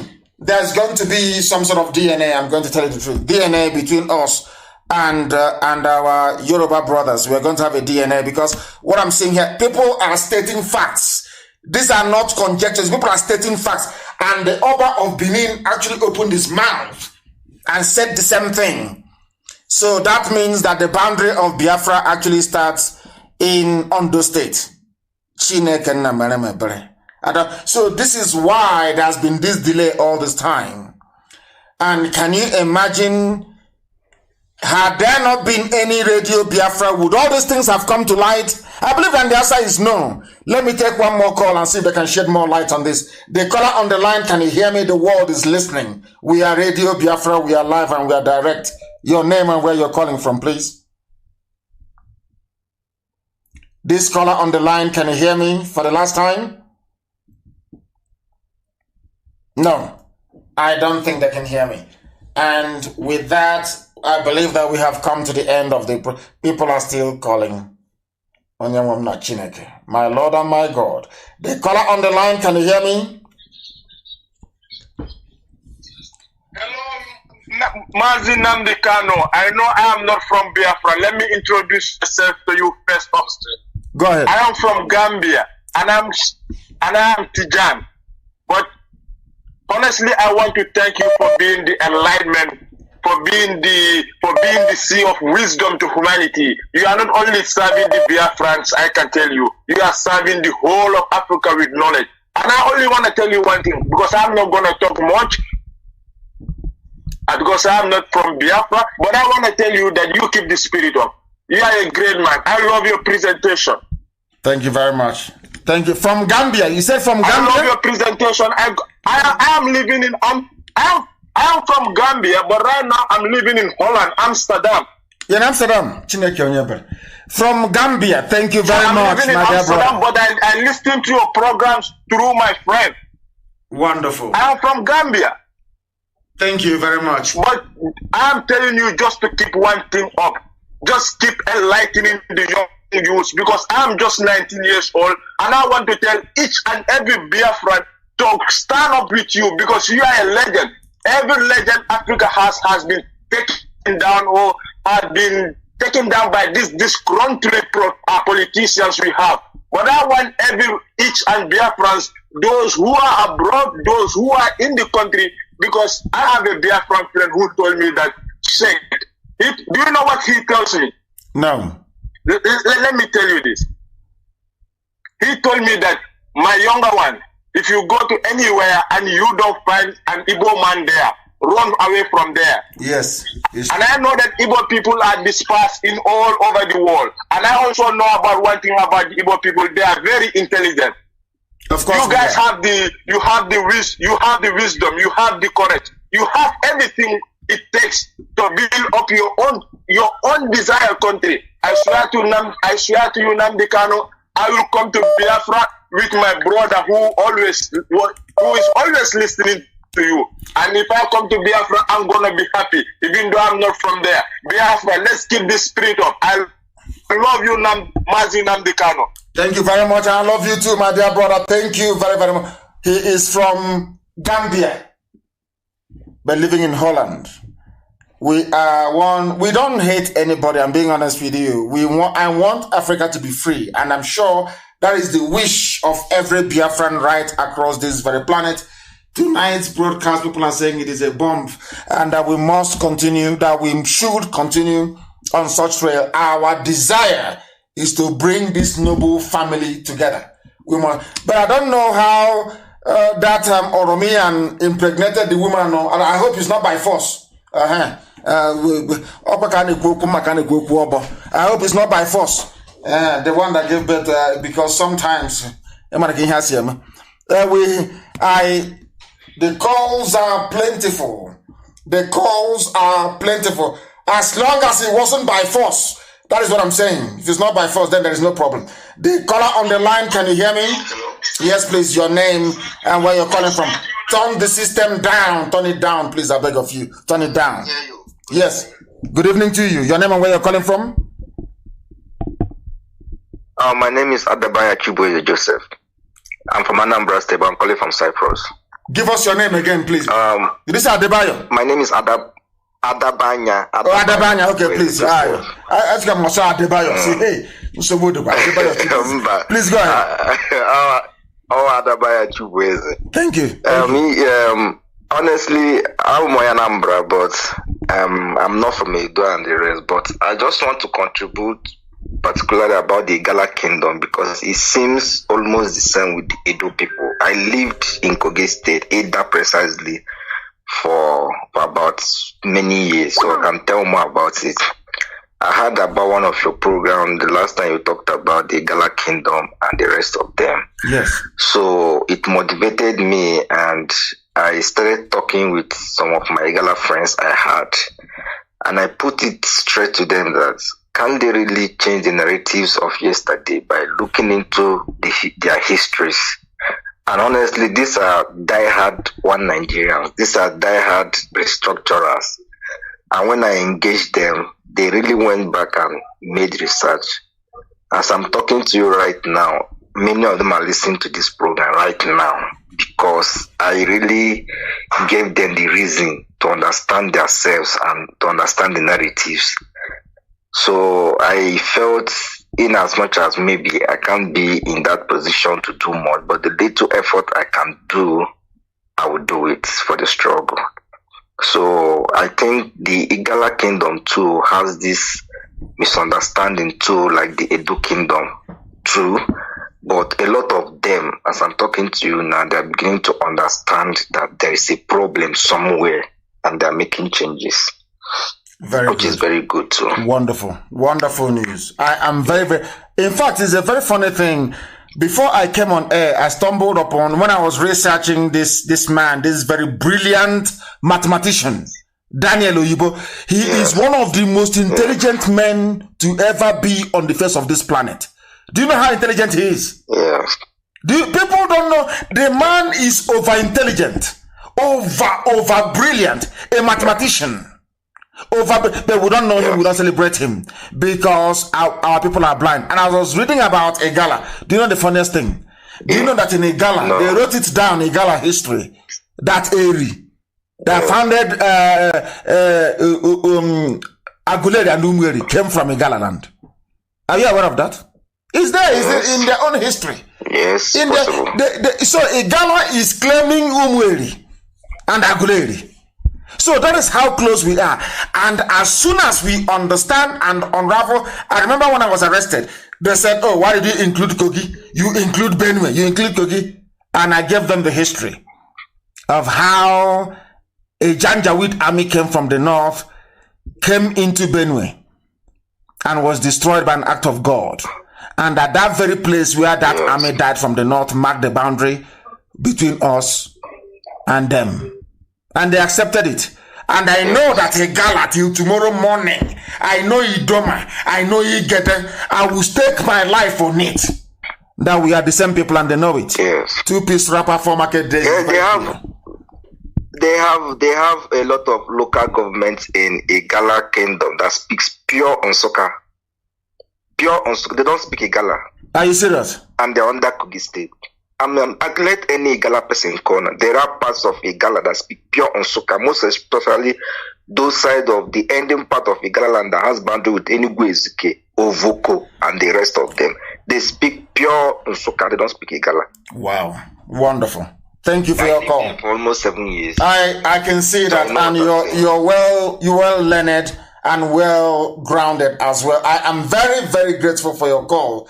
This evening has been a thorough enlightenment, and I would have loved it to continue, but as with everything in life, it must come to an end, and we are going to visit everywhere. We've done Edo. Is there any doubt? I'm waiting for my inbox or anybody to tell me why Edo shouldn't be part of Biafra. They are very compelling. Once you have to tie two-piece wrapper, you have 4 market days. It's bye-bye and it's chicken, as they would say. I'm from Hausa people, of course, not Fulani. I have nothing against Hausa people. I think they're a victim of circumstance. And as I've always said, Hausa people are very good people. Hausa people are an ordinary Hausa person is a very nice, decent human being. They allow themselves to be corrupted by a Fulani Janjaweedism. But very soon we shall cure them of that very ailment as well. I thank all of you. I thank Omeje. I thank Owa. I thank all of you that rang in to give us a new perspective as to, and Shitu as well, who is from Kwara State. I don't know where he was calling us from. I thank all of you. But you can see now that things have changed. Maybe the way we relate to Yorubas may have to change from now onwards. Maybe we are related after all, but we need to know how Oromiyan managed to get our sister pregnant that gave birth to Eweka. We shall find out. And the fact that Oromiyan now left to go and found Oyo Empire, the whole thing is just amazing. There may have to be some DNA test. Very, very important. And Sabo will not be tested because Sabo will have Fulani DNA. So no Sabo should come forward, please. We want genuine Biafrans. I thank you all for listening. You can now see, when we say that Biafra is a religion, you believe us. You see how our people from Edo, we are tenaciously saying they are Biafrans. Every attempt to discourage them, they said no, they are. Today, they have made it known to the whole world. And we welcome them to this very noble family. This very family of IPOB. This very nation of Biafra. When we say that Biafra is our religion, you can now understand how fanatical we are about who we are. And here on Radio Biafra is where we worship, because Elohim is our God. I thank you very much, all of you, for listening. And my love and appreciation for all of you knows no bounds. You can see what we can achieve once we have a civilized and honest discussion and debate. I cannot thank all of you enough this evening. But from me, from here, it is good evening.